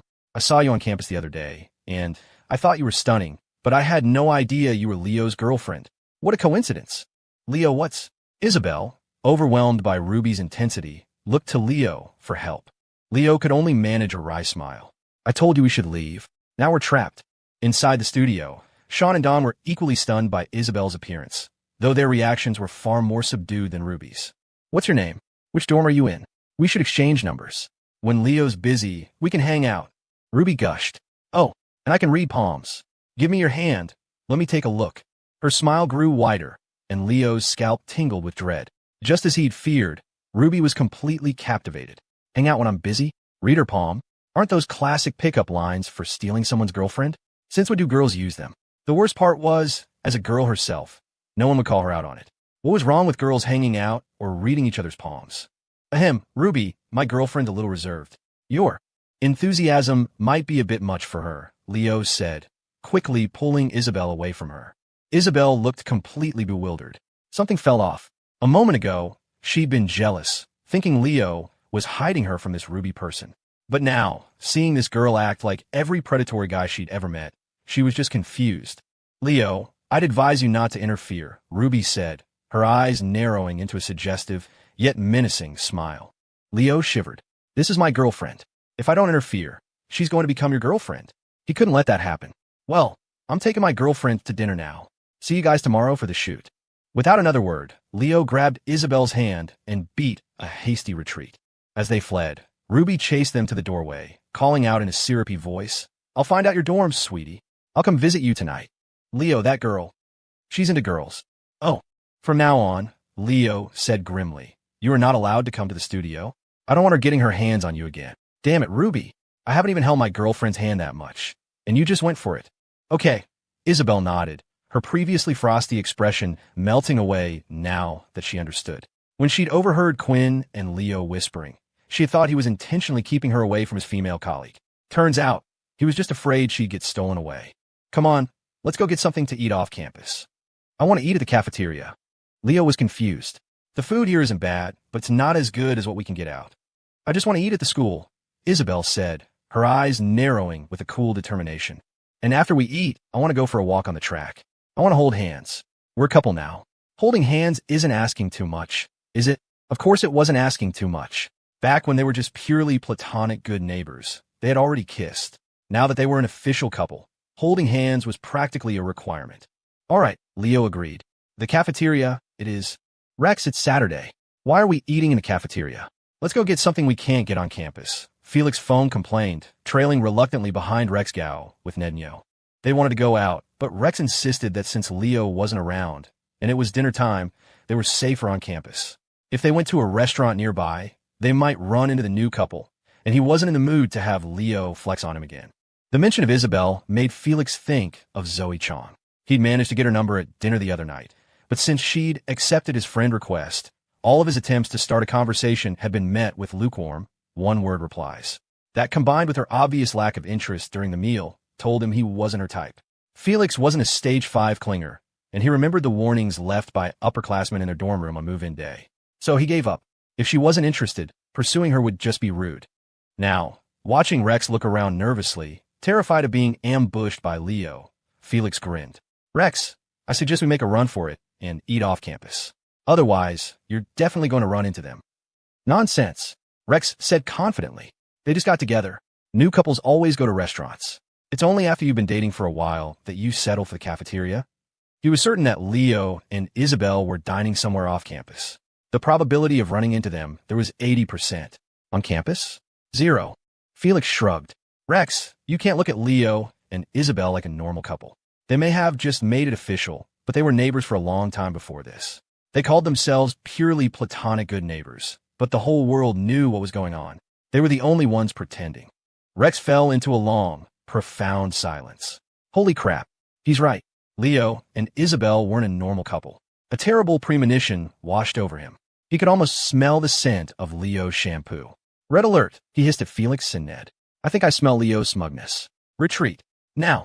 Felix's expression froze, then broke into a wide grin. Too late, Rex. What? Rex stiffened as a hand clapped down on his shoulder. A voice that haunted his nightmares followed. Well, Rex. Eating in a cafeteria? It's Saturday. A rich boy like you not treating himself to a nice meal off campus. Rex's body went rigid. He turned his head with the slowness of a rusty hinge. Of course, it was Leo, smiling benevolently, and behind him stood Isabel, her expression as cool as ever, though the absolute zero chill she usually projected seemed to have thawed a few degrees. Rex swallowed hard and forced a pained smile. Ha, Leo, what a coincidence. Leo nodded casually. Totally. Anyway, we're not going to eat with you guys today. My girlfriend and I have a table. Later. With that, Leo turned, took Isabel's hand, and led her toward the food counters. Watching the handsome couple walk away, Rex felt like he couldn't breathe. Whoa, Rex, you okay? You look like you've seen a ghost, Felix said, startled by his friend's pale face and trembling lips. It wasn't that bad. He just said hi. Rex's voice was a strained whisper.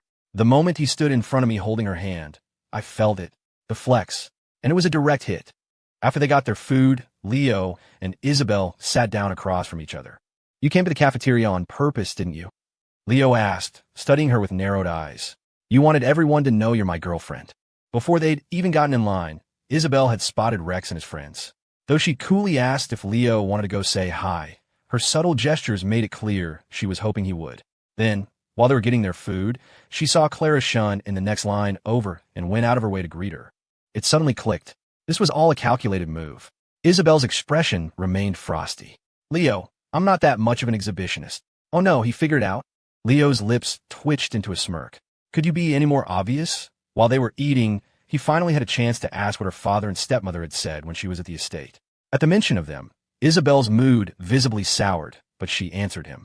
My father said that after he and my stepmother return to New York, they won't be coming back to Crestview for a while. She pressed her lips together. Not until after the baby is born.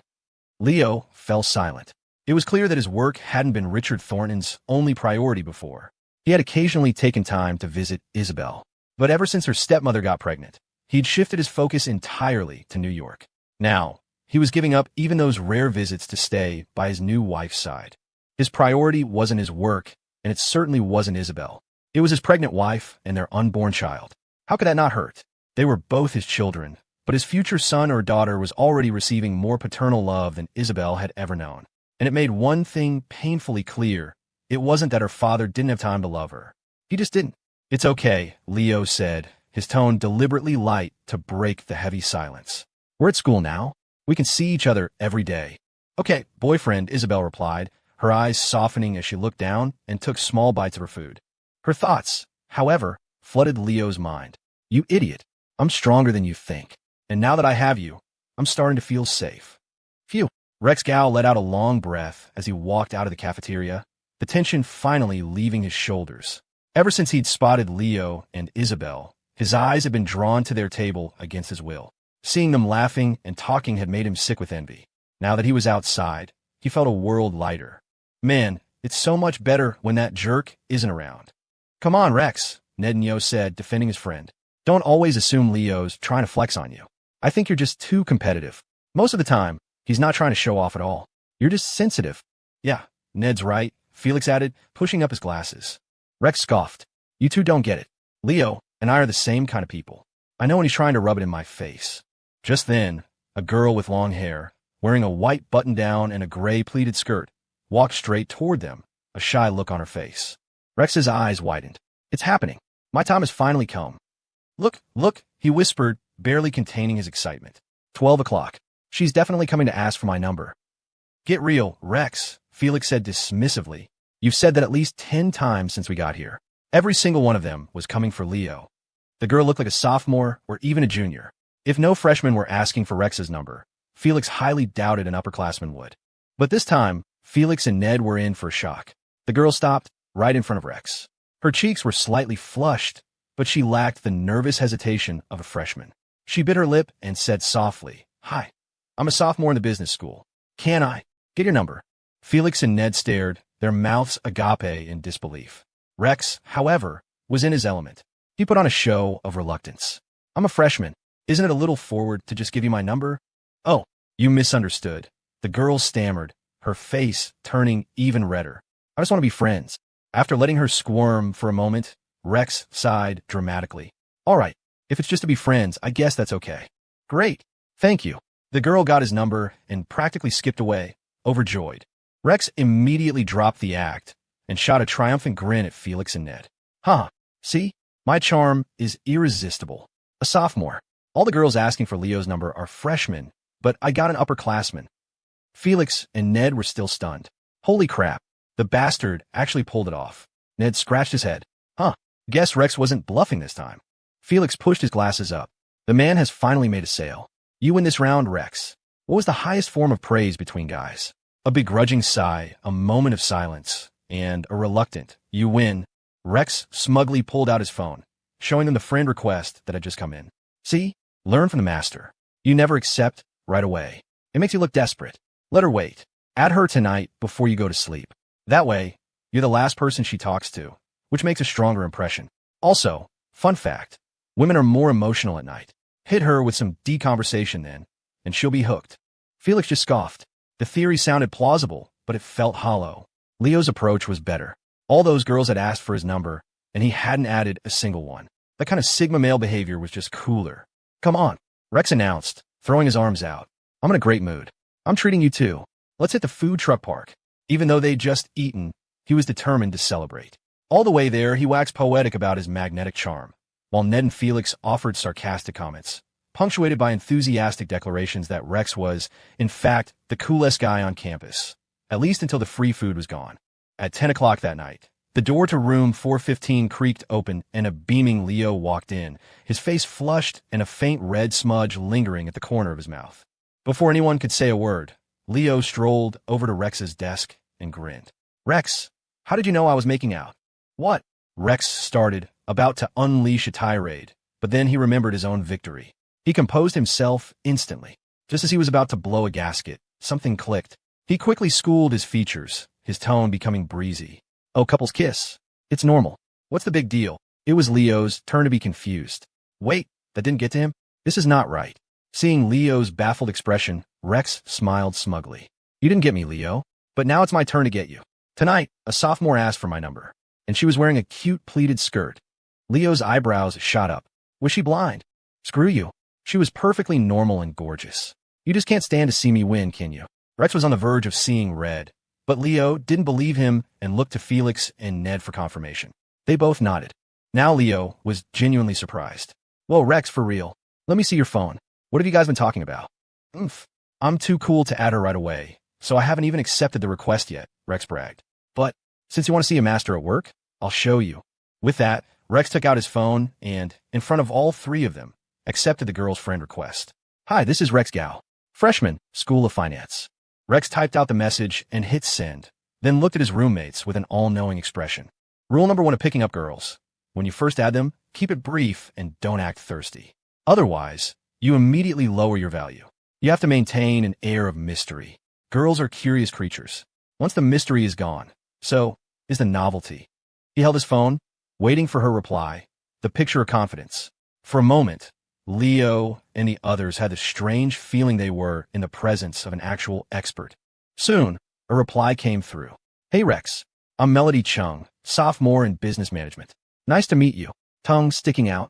Seeing her enthusiastic response, Rex's grin stretched from ear to ear. This is it. This is my script. I may have been overshadowed by Leo at the start of the semester, but my time has come. Ned rubbed his nose. So what do you say now, Rex? Nothing, Rex said coolly, staring at the chat window with no intention of replying. Leo scoffed. Come on, Rex, don't overdo it. If you don't reply, she's going to think you're not interested and unfriend you. No. Your thinking is too small, Leo. Unfazed, Rex pulled a cigarette from his pocket and lit it, taking a long drag. Your theory only applies when both parties are on equal footing. But that's not our situation. She approached me. I acted hesitant, but she persisted. From that moment, the scales tipped. She's already in the subordinate position. And her reply wasn't cold. She even added an emoji. She's clearly trying to be approachable, but she didn't ask a follow-up question, which means she's debating whether to initiate again. Rex snapped his fingers. It's been 2 minutes. Her hesitation period is almost over. I predict that within the next 60 seconds, she'll give in and message me again. His detailed, logical breakdown left the other three speechless. They were starting to see the perpetually posturing Rex in a new light. Felix's jaw was slack. Rex, where did you learn all this? It actually sounds legit. Please, I was born with it. I would have shown you my true power sooner, but Leo was cramping my style. But it's not too late. If you guys want to learn, I'll teach you everything I know. Yeah, but what if you're wrong, Ian? Holy crap. Felix's doubt was cut short as a new message popped up on Rex's screen. Melody had messaged him again. Rex, are you busy? You're taking a while to reply. The whole room, including Leo, was stunned. Damn it, he actually called it. Whoa, Rex, you're for real. Leo said, dumbfounded. Seeing their reactions, Rex was practically floating. He took another drag of his cigarette to calm himself, then casually picked up his phone and typed a reply. Sorry, I wasn't ignoring you. I was in the campus garage cleaning my car. Just got back to my dorm. He sent the message, followed by a picture he'd taken a few weeks ago in the parking garage. His roommates collectively groaned. Rex, you never miss a chance to flex, do you? Leo said, rolling his eyes. Seriously, Felix and Ned chimed in. Rex was unbothered. It's my car, and I did take that picture after cleaning it. I just fudged the timeline a little. Besides, he said, gesturing with his phone, this is how you subtly reveal your assets. Take notes, you amateurs. The transition has to be smooth, so she doesn't feel like you're deliberately showing off. See how seamless that was? As if on cue, Another message came from Melody. Wow, you have your own car? I recognize that. It's a Mercedes, right? Yep. I thought you had good style when I first saw you tonight. You seem like you come from a good family. Her admiring tone sent Rex over the moon. The other three couldn't watch anymore.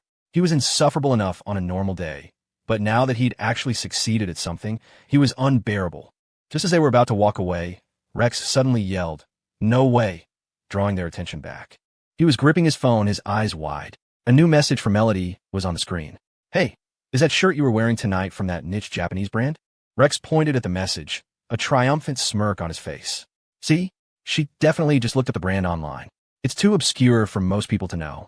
She's already trying to learn more about me, looking for common ground. If I'm not mistaken, she's about to ask me to order one for her.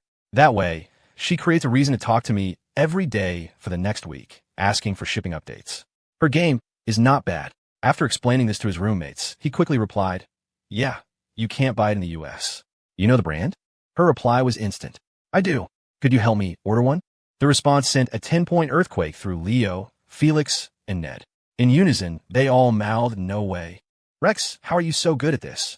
Rex's grin was a mile wide as he typed back, "No problem. What size? I can hit up my proxy in Japan for you right now. An XL, I think. It's for a guy I like. His birthday is at the end of the month, and he's a big fan of the brand. I want to give it to him as a gift." A single, weak question mark materialized in Rex's mind. In the next second, he felt his nose start to grow, turning a bright, clownish red. "So, I'm the Joker, the king of fools, the main attraction at the circus. The guy I like. He's a big fan. A gift for him." The words transformed into invisible daggers, plunging deep into his chest. His body went rigid, the smug smile frozen on his face. "Ha ha ha." After a moment of stunned silence, Leo and the others lost it completely. They pointed at Rex, howling with laughter, slapping their thighs. A minute ago, they had been in awe of Rex's brilliant analysis. Now they saw it for what it was, a masterpiece of wishful thinking. Melody wasn't interested in him at all. She already had a crush. Felix was laughing so hard tears streamed down his face. He gasped for air and slapped Rex on the back. "Rex, Gotham's got nothing on you. You're the star of the circus, the king of clowns." Leo wiped a tear from his eye. "Hey, it's okay, Rex. Your analysis was just a little off, but that's fine. You may not be a pickup artist, but you're a hell of an actor." He put on a serious face. "Some people think Heath Ledger was the best Joker. Others prefer Joaquin Phoenix. But the three of us know the truth. You, my dear roommate, are the greatest Joker of all time." His friend's mockery was a physical pain in Rex's chest. What the hell is wrong with that girl? If she already likes someone, why did she act so shy when she asked for my number? Does my pride mean nothing? He silently lit another cigarette, the light in his eyes extinguished. Forget it. Being a rich kid is overrated anyway. Then he noticed that Ned was just laughing, not piling on with insults like Leo and Felix. A wave of gratitude washed over him. In his darkest hour, at least the simple, honest guy in the room had his back. "Ned, you're the only real one here. Not like these two hyenas." Ned just frowned and took a step back. "I just don't know as many jokes as they do. I think you're clown too." Rex's heart shattered. He could have cried. "Dude, what is wrong with you?" After the chaos died down, Rex was a broken man.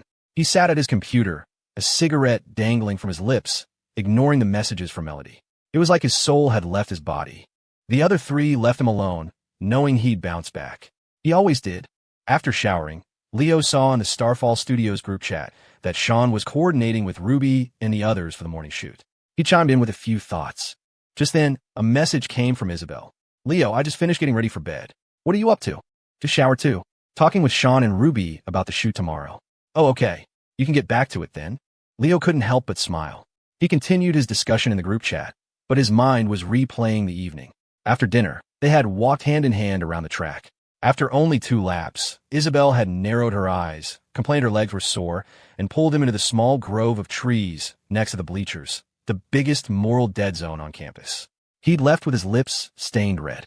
In the group chat, Ruby typed, "Sean, tomorrow is weekend, and it's also the start of Club Rush. Were you able to book a classroom for us?" "Should be fine," Sean replied. "I talked to the facilities manager. He'll let me know for sure by 9 a.m. Great. After the shoot, I have to stop by my club's table."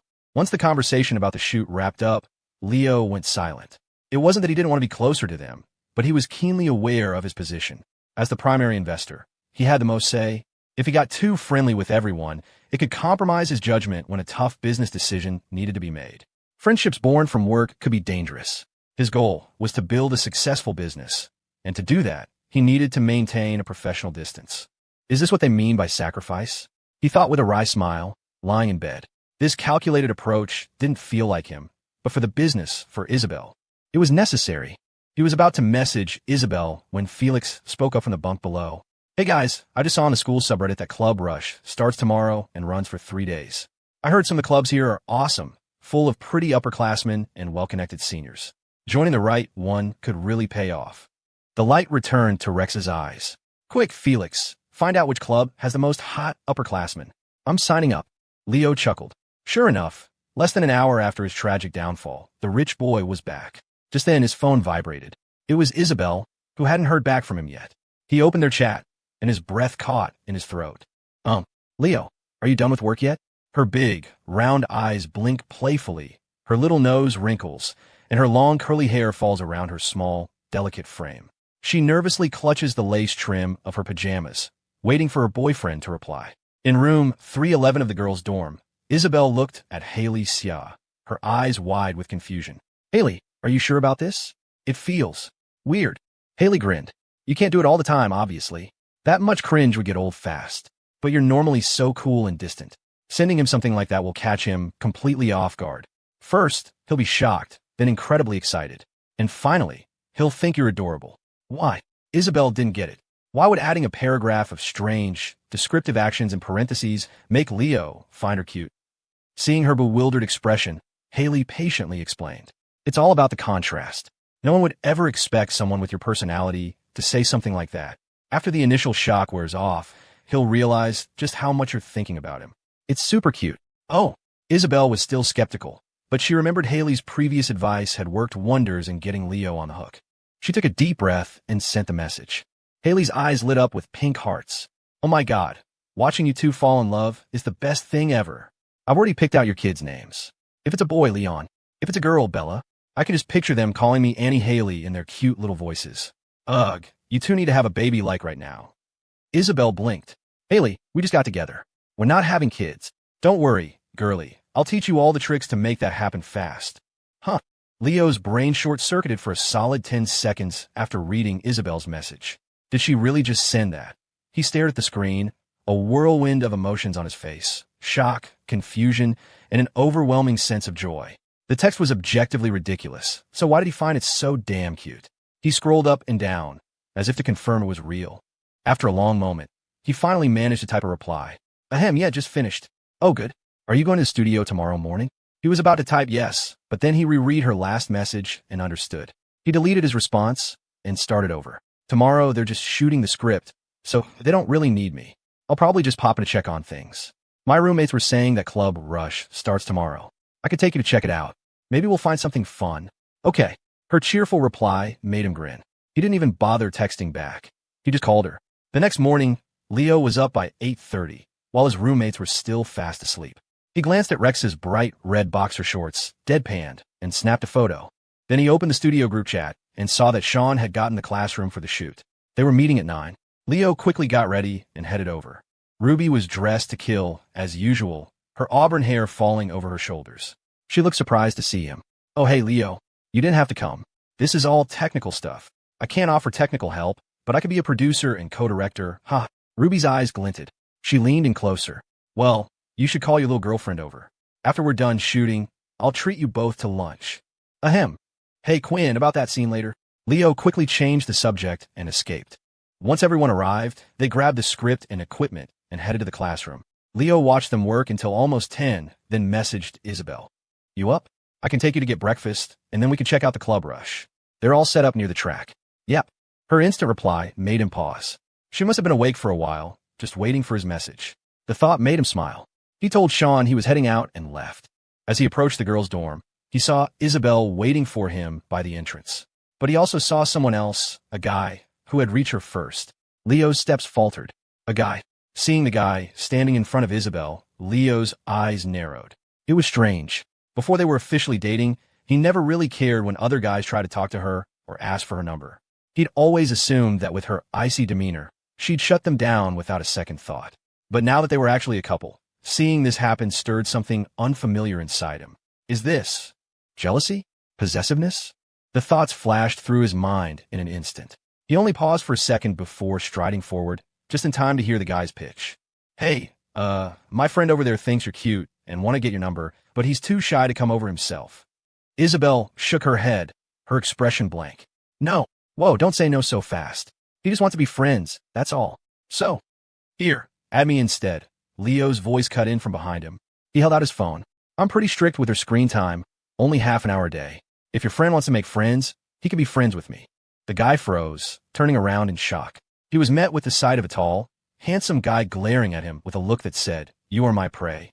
A shiver ran down his spine. Oh crap, she has a boyfriend, and I walked right into it. Hey man, sorry, he stammered, embarrassed. I didn't know she was taken. My bad. He then scurried away in defeat. Leo muttered at his retreating back. Sure, my friend. I bet. The oldest trick in the book. Isabel wasn't paying attention to the guy. Her gaze, now soft and warm, was fixed on Leo. You never used to act like that when people asked for my number. Ahem. That was back when we were purely platonic good neighbors, Leo said, puffing out his chest. Things are different now. He felt no shame, only a smug satisfaction. Now that their relationship was official, he could say whatever he wanted. Isabel let out a soft huff and muttered, We stopped being purely platonic a long time ago. Says you. You were the one touching my leg and staring at my stockings. You just never admit it. Her inner voice hit Leo like a lightning bolt. Oh crap. She knew. She knew the whole time. Luckily, she hadn't said it out loud. He quickly grabbed her hand. Ahem. Let's go get some breakfast, and then check out the club tables. Okay. By the time they finished breakfast, it was 10:30. The campus walkways were bustling with students, mostly freshmen excited for the first day of Club Rush. There are so many people, Isabel said coolly, observing the crowd. Yeah, the popular clubs have limited spots, and they fill up fast, Leo explained. Plus, a lot of freshmen with connections get in early by talking to the club leaders. So by the time the rush officially starts, half the spots are already gone. Isabel blinked. How do you know so much? Isn't this your first time in college too? It is, but you can learn anything online. And my roommates are obsessed with this kind of stuff. Oh, I like hearing about it. Tell me more. On their way to the main field where the clubs had set up, Leo filled her in on some of the university's unwritten rules. He noticed that since they'd started dating, she seemed more outgoing. It reminded him of how she'd opened up slightly in the first few days after they became neighbors. Months ago, he never would have imagined that the untouchable Ice Queen campus beauty would not only warm up but also become his girlfriend. The area around the track was a chaotic kaleidoscope of recruitment tables, banners, and posters. The anime club and traditional costume club had members dressed in full cosplay. There was a bunny girl senpai, a Boa Hancock, and even an Ari from League of Legends. The sight was breathtaking. Whoa, Leo breathed, taking it all in. Isabel tugged on his sleeve, a hint of disapproval in her eyes. Leo quickly looked away. Ahem, don't worry, I'm not into that stuff. I had a friend who is. I was just curious what he sees in it. A friend, Isabel deadpanned. Leo rubbed his nose sheepishly and glanced at the table for those clubs. As expected, they were swarmed with guys who probably didn't care about cosplay or traditional clothing, but were very interested in the pretty upperclassmen running the booths. Hey freshmen, join the Go Club. We have monthly tournaments with great prizes. Come to the skate club. Don't have a board? No problem, we provide them. Plus, we have tons of cute upperclassmen. Join the film club. Free movies every day. Anyone want to join the literary society? The less popular clubs were practically begging for members. Each year, they had to recruit enough new students to replace the graduating seniors or risk being shut down by the university. Leo and Isabel watched as several clubs got into a heated tug-of-war over a single bewildered freshman. Isabel's lips curved into a small smile. She looked at Leo, her eyes sparkling. Leo, let's join a club. This looks like fun. Leo, we should pick a club too. This looks kind of fun. Isabel's quiet suggestion made Leo nod instantly. It was a rare occasion for his small-town neighbor to show any interest in a school activity. Back in their senior year of high school, even though official clubs were suspended, the school would occasionally organize little events to help students de-stress before finals. Isabel had never participated in a single one, nor had she ever shown the slightest flicker of interest. It was clear she wasn't a fan of group activities, so for her to bring it up now, Leo was 100% on board. All right, he said. Which one are you thinking of joining? Let's look around first. Isabel squinted, scanning the rows of booths set up for Club Rush. There are dozens of them, a chaotic mix of interests and passions, all vying for new members. To be honest, Leo wasn't particularly interested. His college life was already different from most. He was part of Starfall Studios now. Between classes and spending time with Isabel, any free moment he had was dedicated to the studio. Joining a club felt like a waste of time and energy he didn't have. The booths lined both sides of the main path from the athletic field, the space between them crammed with freshmen. Isabel stayed close to Leo, her fingers lightly pinching the hem of his shirt as she took everything in. At the gaming club booth, Vice President Vince Foster and another member, Zane Howard, were in charge of recruitment. On paper, the gaming club should have been one of the most popular on campus, and at most other schools it was. But at Crestview Polytechnic, the number of sign-ups each year was pitifully small. Most of their active members have been seniors who just graduated, cutting their numbers in half. If they couldn't recruit at least 40 new people this year, the club's very existence would be in jeopardy. Zane let out a heavy sigh. Vince, the anime club, and the guitar club are basically full already. We've had exactly one person sign up so far. Vince grimaced. What can you do? Look over there. The anime club is staffed entirely by girls in cosplay, and they're reeling in freshman hook, line, and sinker. And the guitar club has actual pros teaching lessons. Guys know learning guitar is a solid way to pick up girls. Our club? It's all dudes, and the best you can hope for by being good at video games is an online relationship. Of course, no one's interested. But Vince, aren't gaming clubs at other schools super popular? Why is ours so dead? Is a management issue? Vince gave a bitter smile. The problem had nothing to do with management, rules, or even the members. The root cause was the school itself. Because CPI is a top-tier university. Every single person who got in here is a certified nerd, a straight-A student. And very few of those types are into gaming. That's what created this situation. The schools where gaming clubs are huge, they're mostly state schools or community colleges. Other top-tier universities probably have the same problem we do. Man, if we don't get new members, the club is just going to die, isn't it? Zane lamented. It's a shame there aren't any hot girls who like the game.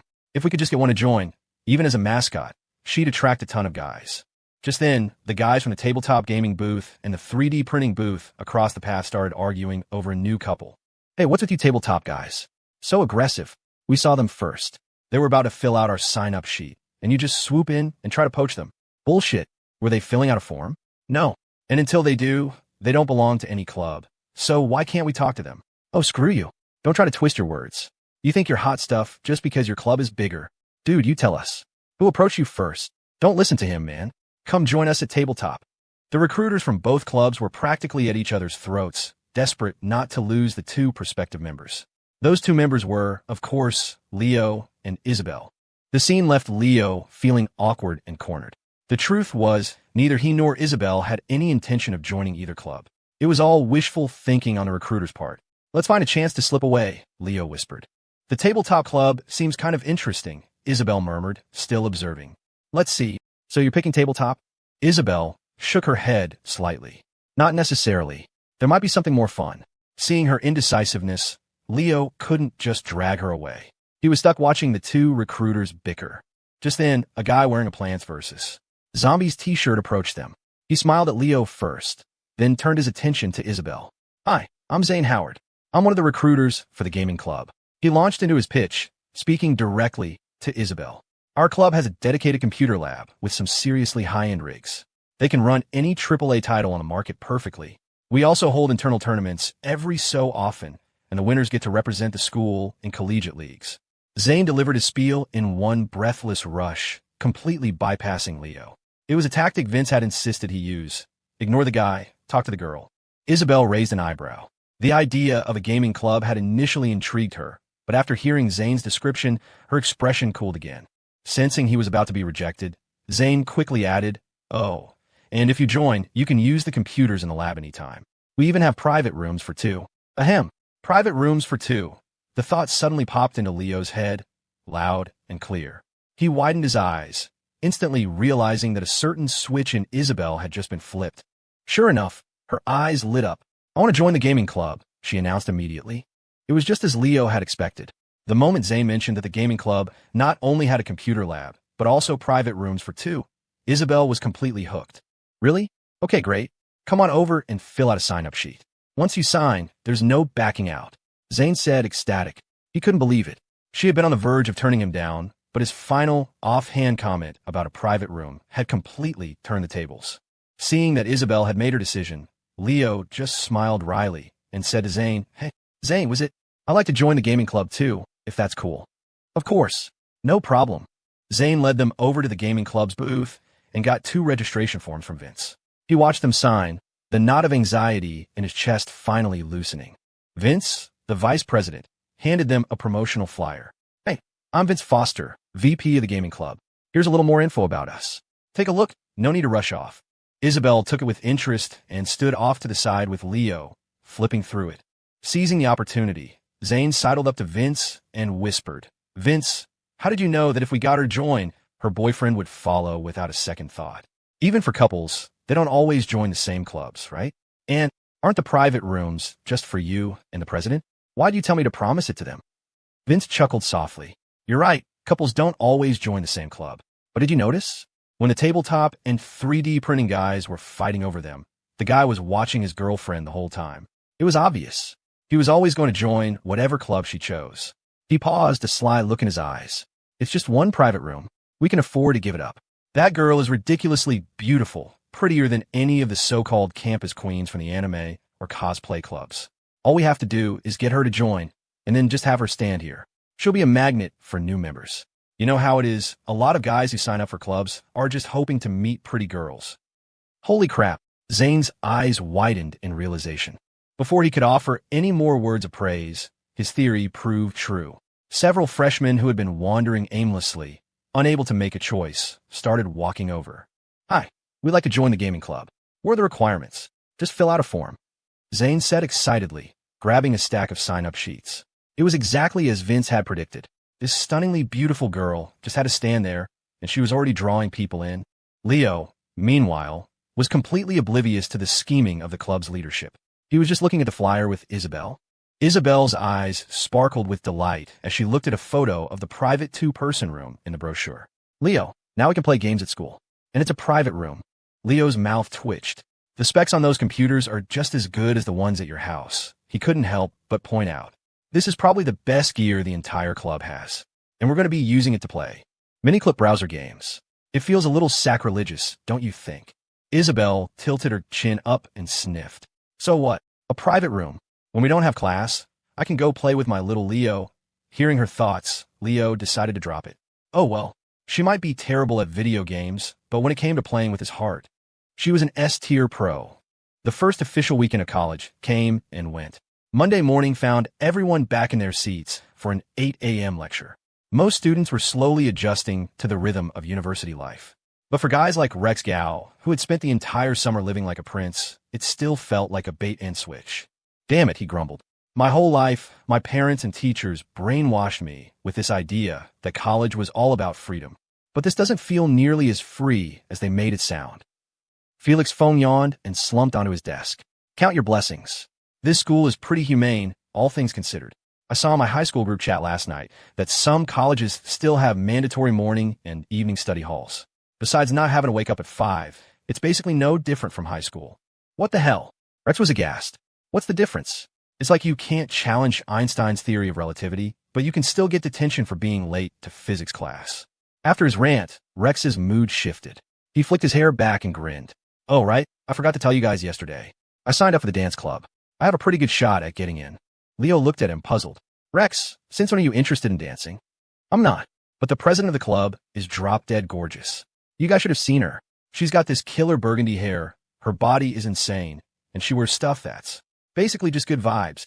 Rex paused, then shot a leering grin at Felix. "Felix, I think the dance club president is your type. I like them with big personalities." "Oh, she's got plenty of personality. I'm guessing a D cup at least. And you didn't tell me sooner? Is it too late for me to sign up now?" Felix's eyes went wide, accusing Rex of holding out on him. Listening to their conversation, Leo narrowed his eyes. The dance club president Rex was describing sounded suspiciously like Ruby Yu. He didn't dwell on it, though. As was his habit, he pulled out his phone and discreetly scrolled through the messages in the studio's group chat. "Ruby Yu, at everyone, the video is almost done with editing. Everyone's free this afternoon, right? Come to the studio to check out the final cut. Ruby Yu, at Leo, freshman, you can bring your girlfriend along." Hee winking face Leo's eye twitched. He silently typed back, Leo Yeager. No, he. Given Ruby's relentless interest in his small-town neighbor, Leo quickly changed the subject in the group chat. Leo Yeager. Ruby, are you the president of the dance club? Ruby replied almost instantly. Ruby, you oh? How'd you know? Is your girlfriend thinking of joining? Ruby, you. My club is technically full, but if it's for your girlfriend, I can quietly lose one of the other applications. For you, we can bend the rules a little. With confirmation that Ruby was indeed the dance club president, Leo shot a sympathetic look at Rex. Poor guy. Every time he found a girl he was interested in, she either already liked someone else or had a boyfriend. This time, he'd finally found someone who was single and seemingly available, and it turned out she wasn't interested in guys at all. Leo typed quickly, Leo Yeager. Haha, no, it's nothing. I have a friend who thinks you're really pretty and signed up for the club because of you. Ruby, you. Is your friend a boy or a girl? If it's a girl, tell me her name. She's 100% in. Leo Yeager. It's a guy. Ruby, you. Tell me his name anyway. I'll make sure he doesn't get in. Leo Yeager. Reading Ruby's reply, Leo didn't know whether to laugh or cry. He put his phone away and quietly said to Rex, Rex, I really think you should reconsider joining the dance club. You're not even interested in dancing. There's no need to force it. Rex was confused. I wasn't interested before, I'll admit. But now that I know the president is a total smoke show, I'm suddenly very interested in dancing. Sometimes it's better to just take the advice. Leo, I think you're just jealous I signed up before you could. Don't worry, man. Once I get in, I'll send you guys pictures of the president. I got you. Seeing Rex's excited face, Leo didn't have the heart to tell him the truth. He just sighed softly. Oh well, respect his journey, he thought. Isabel, yesterday was Club Rush. Zoe and I signed up for the dance club, and Jessie joined the literature club since she loves reading. Are you going to join one? There are a lot of cool clubs at CPI, and with legs like yours, it'd be a shame not to dance. With a few minutes left in their 8 a.m. lecture, the professor had already finished the material and assigned homework, leaving the class to scroll through their phones. Haley Xia took the opportunity to lean toward Isabel. Before Isabel could answer, Zoe Chong spoke up, looking puzzled. Haley, didn't someone from the club post in the recruitment group chat last night that all the spots are full? She asked. Even if Isabel wanted to join now, it's probably too late. Haley just waved her hand dismissively, crossing her arms with a knowing smile. I saw that message too, but I heard from someone that the president makes exceptions for really pretty girls. If you're good-looking enough, you can get in without even filling out a form. With Isabel's looks, she wouldn't even need to apply. If she wanted to, she could just go talk to the president. Hearing this, Jessie Chiao, who was usually quiet, looked worried. She hesitated for a moment before saying weakly, Haley, if the president makes special exceptions for pretty girls, does that mean? Oh, Jessie, you're overthinking it. It's the dance club. Of course the president is a girl. It's not some creepy guy trying to recruit attractive freshmen. Oh, thank God, Jessie said, pressing a hand to her chest in relief. Haley turned back to Isabel. So, what do you think, Isabel? Want to join a dance club with us? I already joined a club. Isabel pursed her lips, a faint smile appearing as she thought about signing up for the gaming club with Leo. She was already looking forward to playing games with him in their private room. Her 3 roommates were stunned. What? What club did you join? Haley asked, shocked. The gaming club. The 3 of them stared, dumbfounded. They couldn't believe that not only had Isabel proactively joined a club, but she had chosen the gaming club of all things. That was usually a guy thing. And they'd heard CPI's gaming club was far from popular. It was actually on the verge of being shut down. Haley's surprise lasted only a second before her expression shifted to a sly, teasing grin. Oh, she cooed. I get it. Leo joined the gaming club. So you just had to join with him, didn't you? Isabel lifted her chin, a hint of pride in her voice. Actually, Leo joined with me. The vice president said they have a private room, so Leo and I can play games together at school now. The other 3 sighed in unison. You are so whipped, Haley said, her tone mockingly mournful. You even have to be in the same club as your Leo. You two should just get fused at the hip already. If Leo was willing, I would. Of course, Haley and the others couldn't hear Isabel's inner monologue. If Leo had been there, her thoughts would have probably made him stumble. Ring, ring, ring. The bell signaled the end of class. The 4 roommates from dorm 311 gathered their books and headed for their next lecture. Just as they stepped out the back door of the classroom, a handsome guy blocked their path. It was Jamin Lee, the Korean student who had tried and failed to get Isabel's number before. He held out a bag of breakfast he'd bought. Isabel, we meet again, he said smoothly. I heard your Finance 2 class has an 8 a.m. on Mondays, so I figured you didn't have time to eat. The cafeteria is packed after class, and the lines are long. So I waited in line for you and got you some breakfast. Seeing him, Isabel's brow furrowed slightly. She remembered that the last time they'd met, he didn't even know her name or her major. How had he found out all this information already? She hated the feeling of being investigated behind her back. It reminded her of Sharon. Still, out of politeness, she rejected him coolly. Thank you, but I've already eaten this morning. Please don't do this again in the future. Thank you, but I've already eaten this morning. Please don't do this again in the future. Though Isabel's tone was cold, her rejection was still polite. When it came to turning people down, she was a seasoned pro. Back when she first transferred to Northwood High, plenty of guys, unaware of her icy demeanor, had tried to get her number or even boldly confess their feelings. Every single one of them had been shut down without mercy. Jamin Lee, however, didn't seem fazed. He offered a disarming smile and said softly, "That's okay. These three must be your roommates, right? Hi, I'm Jamin Lee, a public administration major. Since Isabel has already eaten, maybe one of you hasn't? I'm sure she'd be happy to share." Haley and the others were still a bit stunned.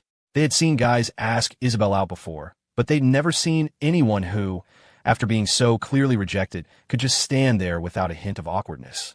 Haley was the first to recover. She shook her head at Jamin. "No, thank you. We all went to the cafeteria together this morning. It's no problem. Anyone can have it. It was for Isabel, so no matter who eats it, it's really from."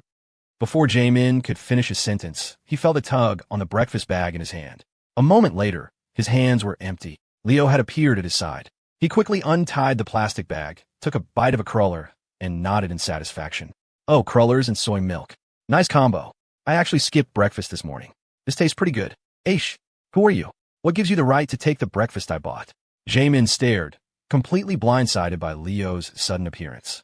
Where the hell did this guy come from? He had absolutely no sense of personal space. Leo chewed thoughtfully, then his eyebrows shot up. A little dry. He poked a straw into the soy milk, took a long sip, and smiled again, satisfied. He continued eating as he replied, "Didn't you just say anyone could have it?" He glanced in Isabel's direction and shrugged. "Well, they didn't want it, so I'll eat it. Can't let it go to waste, right?" "But, Aish, fine, you can eat it, but couldn't you have at least asked?" Jamin had been on the verge of cursing him out, but with Isabel and her roommates standing right there, he forced the string of Aish sherbal back down his throat. He even managed to squeeze out a gentlemanly smile, trying to show Isabel his most polite and well-mannered side. Leo nodded, completely unconcerned. He kept eating and said, "Okay, excuse me, Mr. Soul, may I eat this breakfast? Just eat it. You've already started anyway. I've never met someone so weird." Jamin, wave him off. "Since you took the breakfast, just get out of here. Don't block our way." Jamin was annoyed. This new guy was annoyingly handsome, easily on par with himself. If he stuck around, he might steal the spotlight in front of Isabel. However, Leo had no intention of leaving. He drained the last of the soy milk and handed the half-eaten cruller back to Jamin. "Nah, I'm full. You can have the rest back." With that, he very naturally took Isabel's hand. "Let's go," he said lightly. "I had Rex and the guys save us seats. We can sit together for the next class." "Okay," Isabel replied. Her previously cold expression melted the moment she saw Leo. And when he took her hand in front of so many people for the first time, her eyes shone even brighter. She squeezed his hand and leaned in closer, not sparing Jamin another glance. The scene was so sweet it made Haley feel like she was about to go into a diabetic coma. With Isabel's hand in his, Leo frowned at Jamin, who was still blocking their path. "Excuse me, K-pop. Mind moving? I need to get a class with my girlfriend." Jamin stared blankly at their retreating backs, his expression a mixture of confusion and disbelief. "Aish, Isabel has a boyfriend, and her boyfriend ate the breakfast I bought for her. Aish, Aish, Aish." "Ooh la la," Haley teased Leo in a sing-song voice. "I didn't know you were so possessive of our dear Isabel. The way you looked at Jamin, I thought you were going to eat him alive." Leo, holding Isabel's soft hand, just snorted dismissively. "Who would want to eat that guy? Smells like kimchi, sour and salty." He'd actually heard Isabel mention Jamin the night before when they were walking around the track field. He hadn't expected to run into the guy himself when he decided to slip out of his own class a few minutes early to meet her. "Bringing my girlfriend breakfast? Aish, who gave you permission?" Haley cackled. "Leo, Isabel told me you joined a studio run by one of the upperclassmen here." "Yeah, we make short-form content, little skits and stories. You've probably seen similar stuff on TikTok." It wasn't a secret, so Leo admitted it freely. "Well, in that case, maybe you can get me a supporting role sometime," Haley joked. "Sure," Leo replied. "Once the account takes off, I'll let you have a cameo. Zoe giggled. Haley, you sound like some unknown actress begging a director for a part. Does this count as a casting couch situation? Casting couch. The words made Isabel, who had been gazing at Leo, stiffen. She pouted, her expression turning serious as she looked at Haley. Haley, you're not allowed to go to Leo for a casting couch. Haha, I think our little jealous kitty is showing her claws. Haley laughed, delighted. I'm just kidding. I don't want to be in a video. It would be so embarrassing if someone I knew saw it. Seeing that her roommates were just teasing her, Isabel puffed out her cheeks with a wounded look. They chatted and laughed all the way to their next classroom. Isabel's eyes were full of anticipation as she asked quietly, Leo, when are we going to the gaming club's private room? Ahem, maybe don't put so much emphasis on private room. Leo coughed. We'll have to wait for an announcement in the group chat. We just signed up, so it'll probably be Thursday or Friday at the earliest. Okay, Isabel mumbled, feeling that the club's staff was terribly inefficient. If they were her family's employees, she'd have Lester light a fire under them. Then she could go play with Leo sooner. As the #1 Team Leo Bell shipper, Haley had been eavesdropping, trying to extract every bit of sweetness from their conversation. Hearing gaming club, she sighed. Isabel, are you sure you don't want to join the dance club with me and Zoe? With those long legs, you'd be a beautiful dancer. What? Hearing dance club again, Leo's eyebrows shot up. He looked at Haley in disbelief. You guys joined the dance club too? This was the second time today Leo had heard about someone he knew joining the dance club. It made sense, he supposed. Ruby Yu's stunning looks and fiery personality were bound to attract freshmen like Rex Gao, who were clearly just in it for her. Girls like Haley and Zoe, on the other hand, were probably genuinely interested in dancing. Do you know who the dance club president is? Leo asked tentatively. Yeah, we heard she's a super pretty upperclassman, Haley said. If you hadn't already roped Isabel into the gaming club, Zoe and I would have definitely tried to get her to join with us. Even though recruitment is over, there's a rumor that the club makes exceptions for girls who are pretty enough. Leo was speechless. Classic Ruby, he thought. Using her position to build her personal harem. It explained why she was so determined to remain president of the dance club when she was already busy with Starfall Studios. It was clear Haley and Zoe had no idea about Ruby's true preferences. Out of a sense of goodwill, Leo decided to give them a subtle warning. I think you guys should maybe reconsider joining the dance club. Why? What's there to reconsider?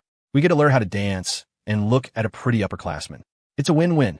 Seeing Haley's clueless expression, Leo sighed inwardly. But then a new thought occurred to him. Haley and Zoe were both very attractive. If they'd joined the dance club and caught Ruby's eye, maybe she'd finally stop bothering Isabel. With that, Leo's tone shifted. You've got a point, he said thoughtfully. I fully support you two joining the dance club. Just don't try to drag my girlfriend into it. Isabel, your boyfriend is being weird, Haley muttered. But Isabel wasn't paying attention to the conversation about the dance club. Her focus was entirely on Haley's phrasing. Your boyfriend. Haley is a good person. She has to be the maid of honor with the most say in things. Hearing his neighbor's inner thoughts, Leo's heart skipped a beat. That girl, he thought, she's already fantasizing about weddings.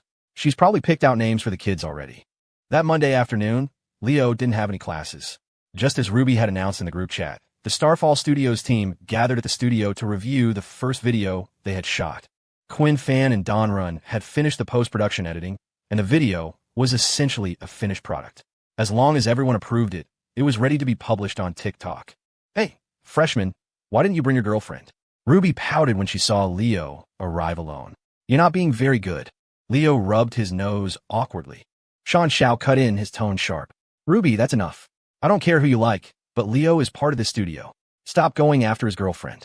Ruby stuck her tongue out playfully and flicked her burgundy hair. Fine, I won't, she muttered under her breath. Anyway, my vice president told me we got a lot of cute freshmen in the dance club this year. Leo wiped a bead of sweat from his forehead. He had a strong suspicion that Haley and Zoe were among them. He joined Sean and the others around the computer to watch the edited video. Quinn and Don were skilled. The final cut was impressive, and everyone was pleased. They offered a few minor suggestions for tweaks, which Don implemented on the spot. Then, Sean pulled out his phone and showed them the new account he had registered that morning. The username was simple at Starfall_official. For the username, I looked at a bunch of similar accounts. Most of them are named after the main character. I figured we could just use our studio's name, but if you guys have better suggestions, I'm all ears. Leo and the others agreed the name was fine. The success of the channel would depend on the content, not the username. With everyone in agreement, Sean took a deep breath and uploaded the first edited video to the @starfall_ official account. The moment it was posted, a palpable tension filled the room. Everyone, including Leo, was nervous. Ruby turned her head away. "Let's not watch it," she said, her voice tight with anxiety. "Let's check the stats in a few hours. Staring at it waiting for results is too stressful." "Yeah, let's let the algorithm do its thing for an hour or two," Sean agreed, putting his phone away. "We'll check the data later. If it's doing well after a couple of hours, we'll boost it to get more exposure." Though there was nothing left to do for now, no one left the studio. They all settled onto the couches, scrolling through their phones but not really paying attention, quietly waiting for the 2-hour mark. Meanwhile, at the Thornton estate, a white BMW pulled slowly out of the grand driveway. In the back seat sat Isabel's stepmother, Sharon Thornton. Sharon sat in the back of the car, her posture impeccably elegant despite her slightly rounded belly. She exuded the aura of a wealthy socialite. "Where to, ma'am?" the middle-aged driver asked respectfully. "The Riverbend Inn." The driver paused. He quickly searched for the location and saw that it was a long way from the Thornton estate, at least a 2-hour drive. Concerned for his pregnant passenger, he offered a gentle warning. "Ma'am, that's quite a distance. Assuming no traffic or other delays, it will take at least 2 hours. Given your condition, I'm worried such a long car ride might be uncomfortable for you." Sharon shook her head. "I know what I'm doing. Just do your job." She paused, then added, "And one more thing. When we get back, make sure you clear the trip history for this destination. And under no circumstances can Mr. Thornton find out about this." The driver understood immediately. He just nodded silently and said no more. He had become Mrs. Thornton's personal driver precisely because he had earned her trust and become a confidant. While all employees of Thornton Industries were bound by a code of loyalty to the chairman, the driver knew where his own loyalties lay. He wasn't the chairman's man. Since the second Mrs. Thornton trusted him, he couldn't afford to betray that trust. Besides, he now knew many of her secrets. If he were to switch his allegiance back to the chairman, she would undoubtedly find some excuse to have him fired. No matter how loyal he was to the chairman, Sharon was the woman who shared his bed. He was just a driver, easily replaceable. And by now, everyone in the Thornton household knew about the second Mrs. Thornton's ruthless methods. More than 2 hours later, the car pulled up smoothly in front of the Riverbend Inn. The driver was a little surprised by the restaurant's appearance. It was nothing like the opulent, gilded establishments Mrs. Thornton usually frequented. This seemed to be a private, understated place, its decor simple but tasteful. Sharon placed a hand on her lower back as she stepped out of the car.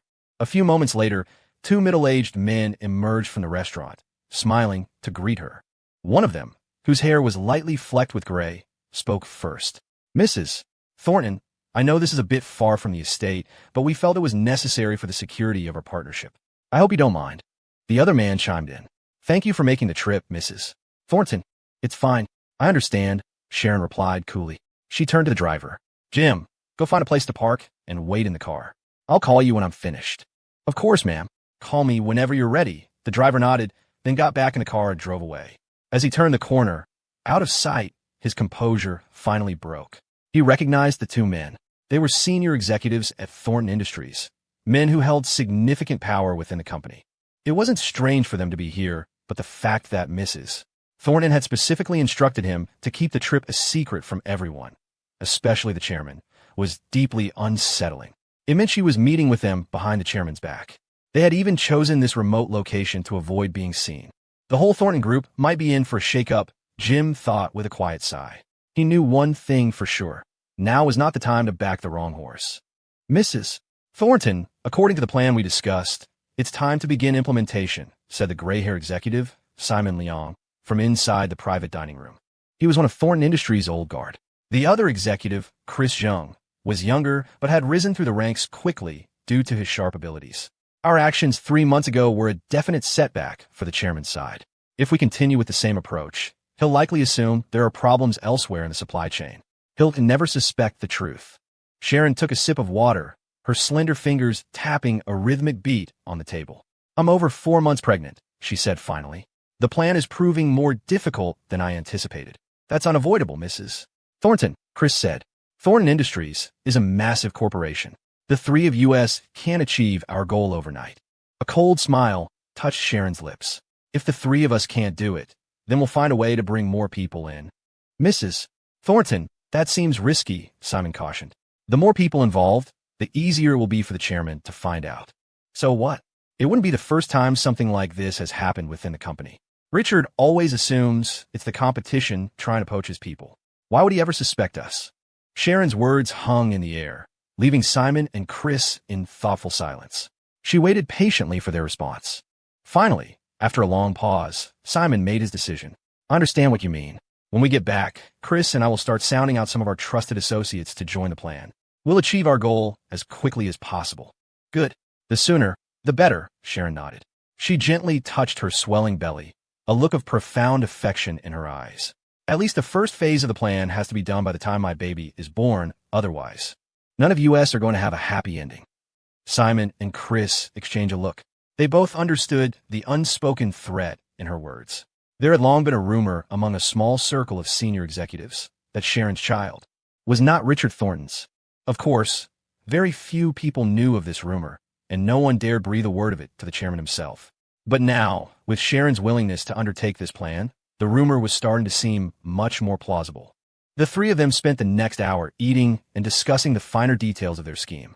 Finally, Sharon called her driver. Jim, come pick me up at the front of the restaurant. A short while later, she was back in the car, heading toward the Thornton estate. Just as the car started moving, the phone in her purse vibrated. She raised an eyebrow. This wasn't her work phone. Only those very close to her had this number. Sharon pulled it out. It was a text message. Aunt Sharon, it's Landon. I might be coming back to the States ahead of schedule. Sharon's eyes widened in surprise, and then a slow, knowing smile spread across her face. Perfect timing, she murmured to herself. Isabel Thornton, now that Landon Archer is coming back, let's see how you and your little boyfriend handle this. No way, no way, no way. It blew up. The video blew up. At 6 in the evening, Quinn Fan, who had been scrolling through short-form videos on the couch, suddenly yelped and shot to his feet. Everyone looked over. Quinn, what blew up? Leo asked. Our video, of course. Quinn was practically vibrating with excitement, holding up his phone. It's been less than 2 hours, and it already has 6,000 likes and over 3,000 saves. I bet the view count is over 80,000. Hearing this, Sean Xiao frowned. How do you know? The account is logged in on my phone. Quinn took a deep breath, his excitement still palpable. I've been scrolling TikTok this whole time. I follow a lot of creators in our niche to study their editing, so the algorithm always pushes similar content to me. I was just scrolling, and our video popped up on my For You page. 6,000 likes. In this short amount of time, it's definitely hit the algorithm. The rest of the team erupted in excitement. Sean immediately unlocked his own phone, and everyone crowded around to look. Sure enough, the notifications for likes, comments, and saves all read 99+. When he went to their profile page, it was just as Quinn had said. The likes had surpassed 6,000 and were climbing with every refresh. And the view count in the analytics had far exceeded Quinn's estimate. It wasn't just over 80,000. It had already passed 100,000 and was on its way to 110,000. For a moment, they were all stunned. The next second, the studio was filled with cheers. This is amazing. We actually did it. Ruby shouted, her eyes glued to the screen as if the climbing numbers held some magical power. Sean's face was beaming with pride. This is the result of all our hard work, he said, his hand tightening around his phone. From the concept to the filming to the editing, we poured our hearts into every step. This success was inevitable. A wave of excitement and passion washed over them. Leo let out a breath he didn't realize he'd been holding, an unstoppable smile spreading across his face. He had worried that their inexperience would lead to some fatal flaw in the first video, causing it to flop. He hadn't held out much hope for it. A first attempt failing was normal. He never expected it to be an instant hit. 6,000 likes in just over an hour was beyond their wildest expectations. It meant that if they just kept on their current path, refining their scripts, filming, and editing, they would have a successful launch. Phew, that money didn't go down the drain. Leo thought, relieved. Investing in Starfall Studios had been a gamble for him. A few minutes later, once the initial euphoria had subsided, Sean immediately spent $200 to boost the post, pushing the video into a higher traffic pool as they planned. Then, they opened the comments section, quickly taking notes on feedback related to the content, characters, and any popular trends users mentioned. This was invaluable information they could use to make targeted improvements for their next video. They spent another hour poring over the comments, summarizing the feedback. By then, the video had climbed to 8,000 likes with a view count approaching 200,000. Ruby, you might have a late night, Sean said, all business now. Get in touch with the scriptwriters. Give them the new creative direction. We need a new script within 2 days. We've already got over 2,000 followers, and if things keep up, we should hit 10,000 by morning. We have to strike while the iron is hot and get the second video out as soon as possible. It's crucial for a new channel. Right, I get it. Ruby nodded, her usual playful attitude replaced by serious focus. It was 9 o'clock by the time Leo finally left the studio. Over the next 2 weeks, Starfall Studios released several more videos. Each one garnered over 1 million views, and in just half a month, their follower count surged to 100,000 and was still climbing. To maintain the quality of their content, Leo couldn't afford to slack off. Outside of classes and time with Isabel, he spent nearly every moment analyzing videos from other creators in their niche, trying to distill the essence of what made them successful.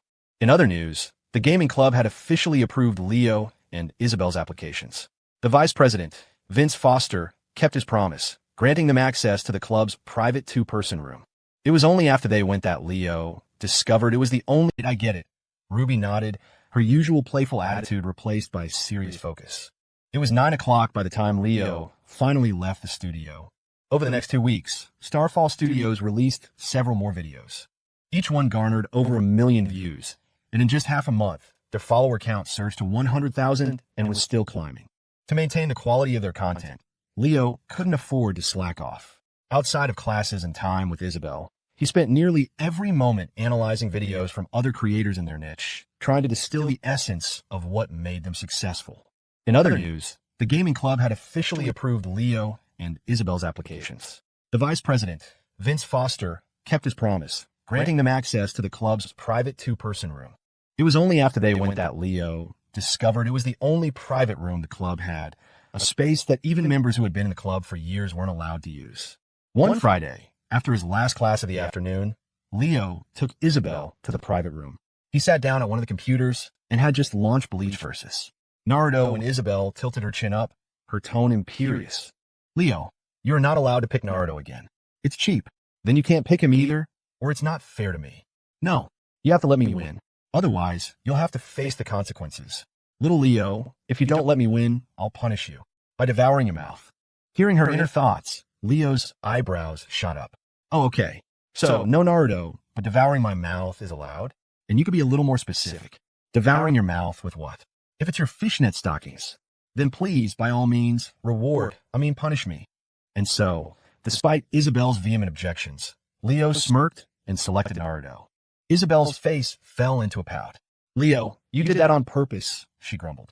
Ahem, my hand slipped, Leo said, his eyes darting away. He was definitely doing it on purpose.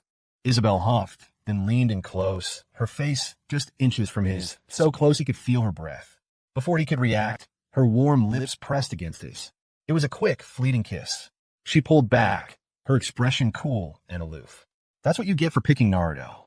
Leo looked at her, dazed, the warmth and faint scent of her lips still lingering.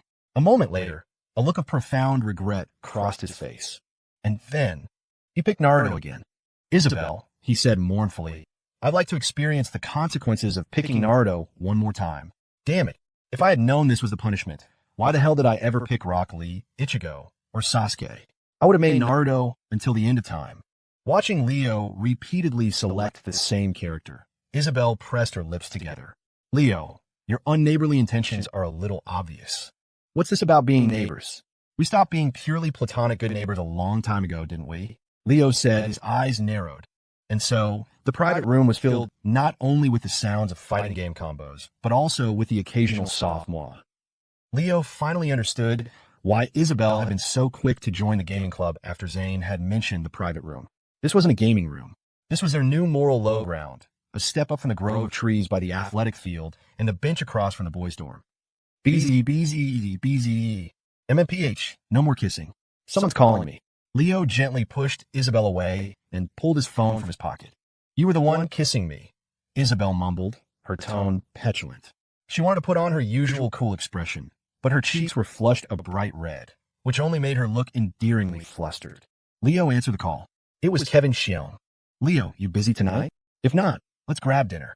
We haven't hung out since college started. Ah, you got some nerve. The moment you get a break, you're off with Clara. When have you ever thought of me? Hey, I'm calling you now, aren't I? Kevin chuckled on the other end. Leo's original plan for the evening was to have dinner with Isabel and then go for a walk on the track. But then he remembered that Starfall Studios had been doing well recently, and he really should update Kevin. After all, Kevin was technically a shareholder, having invested $5,000. All right, fine, Leo said, but a little later, I'll meet you around 8. Sounds good. After hanging up, Leo looked back at Isabel. Kevin wants to grab dinner tonight. Want to come with? Isabel shook her head. Haley wants to go to the mall tonight, and she asked me to go with them. That's cool too. Leo didn't press it. Isabel's icy exterior had certainly thawed a lot recently. She was often hanging out with Haley and the others now. It was something Leo had hoped for. She'd never had many friends before, but now, with her roommates, her life was becoming much richer. Leo pointed to the computer. So, a couple more rounds, and then we'll head out? Isabel didn't answer. She just pursed her lips, grabbed the mouse, and selected Naruto for him again. Then she looked up at him, her eyes glistening. At 7 o'clock, Leo walked Isabel back to her dorm, holding her hand. Then he rushed back to his own dorm to borrow Rex's car keys. Rex, who was in the middle of a game with Felix, reluctantly dug the keys out of his pocket. Leo, I swear I brought my car to campus, but I've barely driven it myself, he grumbled. You've used up all my gas. What are you talking about? It's bad for the engine to let a car sit for too long. I'm doing you a favor. Besides, a rich kid like you isn't worried about a little gas money, are you? Rex was immune to Leo's flattery by now. Get a rest. That might have worked on me before, but not anymore. I seriously think you're trying to gaslight me. Don't think. I'm definitely manipulating you. Damn, you're a real piece of work. Despite the complaining, Rex handed over the keys. In reality, Leo always filled up the tank after borrowing the car. They just enjoyed giving each other a hard time. At 8 o'clock, Leo met Kevin at the entrance of Cust. When Kevin saw the Mercedes C-Class Leo was driving, he froze. Leo, you bought a car. Nah, it's my roommate's. He's a rich kid. I'm just borrowing it. Hearing that, Kevin visibly relaxed, pressing a hand to his chest. It was like that old saying, you hate to see your friend struggle, but you also hate to see them driving a Range Rover. Leo drove them to a nearby food truck park. As soon as they sat down, he looked at Kevin. All right, spill it. What's up? Don't hum me. We've known each other since we were kids. I know you better than anyone. It's Friday night. If nothing was wrong, you'd be with Clara. Why would you call me? The moment Kevin had called to ask him to dinner, Leo had known something was up. It was too out of character. Sure enough, caught red-handed, Kevin just scratched the back of his head and chuckled sheepishly. Finally, he mumbled, It's nothing major, really. I'm not with Clara tonight because her roommate's having a birthday dinner, so I had some free time. He paused, a blush creeping up his neck. Leo, Clara and I are officially dating now. Like we held hands last night. That's it. That's it. Leo rolled his eyes and crossed his legs. I thought it was something serious. Turns out you just wanted to show off that you have a girlfriend. Hey, you know it, Kevin grinned. I may not be as handsome as you, but when it comes to getting a girlfriend, I beat you to it. And how do you know Isabel and I haven't kissed? Kevin stared at Leo in disbelief, wondering if he had misheard. But Leo's expression was completely serious. So, it was true. The realization hit him, and a loud, holy crap, broke the silence. Holy crap. Leo, you sly dog. It's one thing to joke about being purely platonic good neighbors with the campus queen, but you actually made a move. Kevin's shock quickly turned to concern. Are you not scared her dad is going to find out and have you quietly snipped? Leo's face darkened. What are you talking about? I meant that Isabel and I started dating before you and Clara did. Oh, so you're just dating her? That's not so. Wait, what the hell? You're dating Isabel Thornton. Kevin finally processed the words, his eyes going wide. That news was even more shocking than the kiss. He circled Leo, looking him up and down. Leo, you're the man. I can't believe you actually got with a girl like her. The type you can only admire from a distance. Cut it out. Don't be so dramatic. Kevin just grinned. Well, what are you working so hard on the studio for? If you stop trying for even a second, you'll have to marry into her family and live off her. He sobered up slightly. Seriously, though, you better treat her right. She's the dream girl for so many guys. If this were high school, you'd be public enemy number one on every guy's hit list. Leo just nodded. Before he could say anything else, Kevin scratched his head and gave another sheepish laugh. Leo, speaking of the studio, there's actually something else I wanted to talk to you about. Yeah. Kevin pursed his lips, hesitating for a moment. Ever since I took your advice and invested that $5,000 in that Starfall Studios at your school, I haven't really heard anything. I was just wondering, is there anything I can do to help? I feel weird just putting in money and doing nothing. Even if it makes a profit and I get a cut, it doesn't feel like I had anything to do with it. That's what an investment is, man, Leo explained patiently. You joined the studio as an investor. Your role is to provide capital and then wait for your share of the profits. So if we succeed, it's not that you had nothing to do with it. On the contrary, without your investment, the studio wouldn't have had the funds to even get started, let alone succeed. He suspected Kevin might be having second thoughts about the studio and wanted his money back. But Kevin fell silent for a few seconds after hearing his explanation, then spoke again. Okay, Leo, I'll just be straight with you. Go on. Now that I'm with Clara, I was thinking, since I invested in the studio, I want to treat it like a real job, you know? So Clara can see that I'm working hard and making money. I know what you said is probably right, but you didn't start this studio. You might think that way, but the others might not. I'm worried they'll just kick me out eventually. After Kevin laid out his fears, it all clicked for Leo. His concerns were valid. There was no guarantee that Ruby and Sean saw Kevin as a permanent fixture. Thinking it over, Leo decided to tell him the good news. He explained how, in just 2 weeks, Starfall had produced several videos with over 1 million views each. He also detailed each team member's specific role. When he finished, Kevin's jaw was on the floor. No way. 1 million views? That's even better than that e-commerce account we started. How much money is an account like that making? Kevin clearly had some misconceptions. Leo shook his head. No, this is different from what we did before. It's not going to be profitable that quickly. But at our current pace, we're right on the verge of it. I'm telling you all this so you understand what everyone does. Even I can't touch the technical stuff. I can only offer market research and content suggestions. I get what you're feeling, but without the editing or filming skills, there's really not much for us to do at the studio right now. The words seemed to deflate Kevin. He opened his mouth to speak a few times, but said nothing. Finally, he just sighed and started moodily attacking his barbecue skewers. Seeing his friend's disappointment, Leo understood completely. He thought for a moment, then said, "It's not that there's nothing for you to do, just not at this stage. But the media industry, especially with an algorithm like TikTok's, can make a studio blow up overnight. When that happens, the studio will expand rapidly, and a ton of new roles will open up. You'll have plenty to keep you busy then." Really? Leo, you better not just be trying to make me feel better. Of course it's real, you idiot. You only believe Clara and not me. Is that it? Leo rolled his eyes. That seemed to do the trick. The dejected look on Kevin's face vanished. With the issue resolved, he finally relaxed and started gushing about Clara, a grin plastered on his face. He polished off several skewers, his excitement mounting.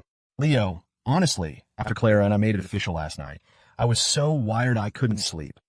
I've even picked out our future kids' names. You're being a little dramatic, man. You just got together.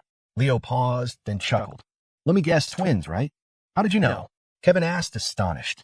Does Leo have my brain bugged? Leo just took a calm sip of his drink. A lucky guess, he said nonchalantly. And I'm also guessing the first one is named Smokey and the second one is Yogi. Get out of here. Saturday morning. A light, drizzly rain was falling, casting a gloomy pall over all of Crestview. A Saturday. Rain. A quiet dorm. Curtains drawn. A fully charged phone. Roommates still asleep. All the buffs were stacked, creating a perfect sense of security. Even Leo, who wasn't one to sleeping on weekends, found himself waking up at 11. He poked his head out from his bunk and saw that Rex and Felix were still asleep. Only Ned and Yo was awake, lying on his side and scrolling through his phone. The screen's faint glow illuminated his face, which was stretched into a massive grin. He kept swiping, his happiness growing with every new page. Ned, what are you looking at that's got you grinning from ear to ear? Leo asked quietly. A novel. An urban romance. Dating in real life is too much trouble. I just like reading about other people's sweet love stories. What a weird hobby. Leo muttered to himself as he got dressed. He headed to the bathroom, scrolling through his own messages while he brushed his teeth. Starfall Studios group chat. Sean Shao. At Ruby, at Quinn, the latest script is done. Come to the studio after lunch to go over the details. We're filming tomorrow morning. Purely platonic good neighbor. Isabel Thornton. Leo, it's raining, can't go out.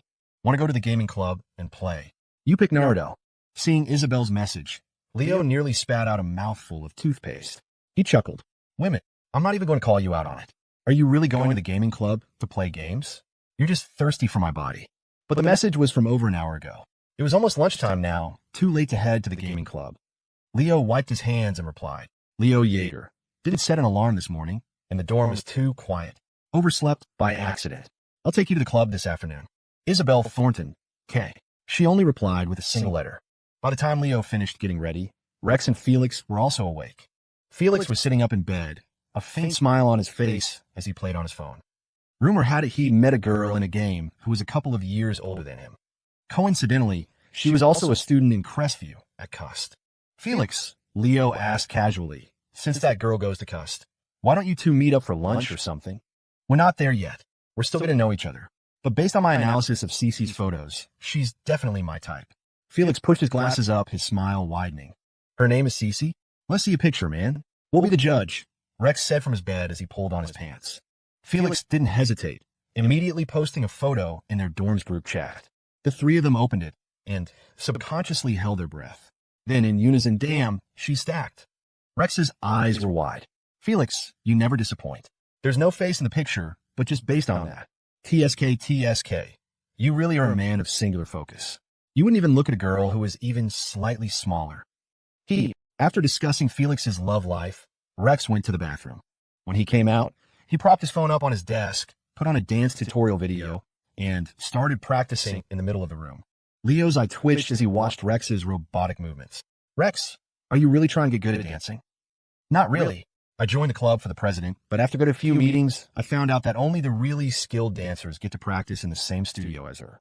I was about to give up, but then I actually saw the president, Ruby Yu, in person, and man, that face. TSK, I've decided to put in a little effort. I'm going to get into her studio. Rex's face was a mask of determination. He was clearly dead set on it. Leo swallowed hard, wanting desperately to tell him the truth. But seeing his friend so full of fighting spirit, he just couldn't bring himself to do it. Oh, well, he thought, a man's got to have a dream. Besides, he loses interest in things after 5 minutes. With those robot moves, he's probably never going to practice with Ruby anyway. With that, Leo headed to the cafeteria for lunch, then walked toward the Fletcher Arts and Design building. He planned to check out the new script at the studio before taking Isabel to the gaming club. Leo, you're here. Sean Xiao was sitting on the studio couch, a laptop on the coffee table in front of him. Yeah, I saw your message in the group chat. Can we check out the new script? Leo said. Also, Sean, I think we can start looking for some ad promotions. Our account is almost at 200,000 followers, and we can guarantee over 700,000 views in 24 hours and 5 million in 72 hours. We're officially a high-quality content channel. I was already in touch with some brand PR people last night, Sean replied.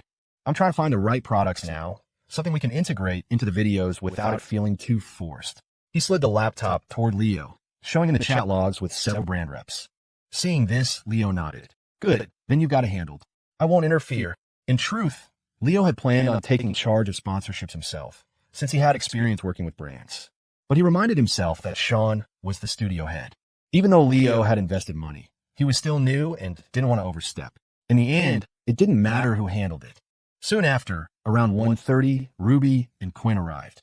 They read through the script, offered a few suggestions, and finalized it for the next day's shoot. Halfway through, Ruby's phone rang. Hold on, I gotta take this. While Ruby was outside, Leo finished looking over the revised script and checked the time. He stood up, ready to leave and find Isabel. Sean, I'm heading out. Let me know when you decide on a brand to partner with. I'll need to take a look. Sean raised an eyebrow slightly, then nodded. All right, sure. After leaving the studio, Leo sent Isabel a message. Leo Yeager. Girlfriend, where are you? Isabel Thornton, at the dance studio, watching Haley and Zoe practice.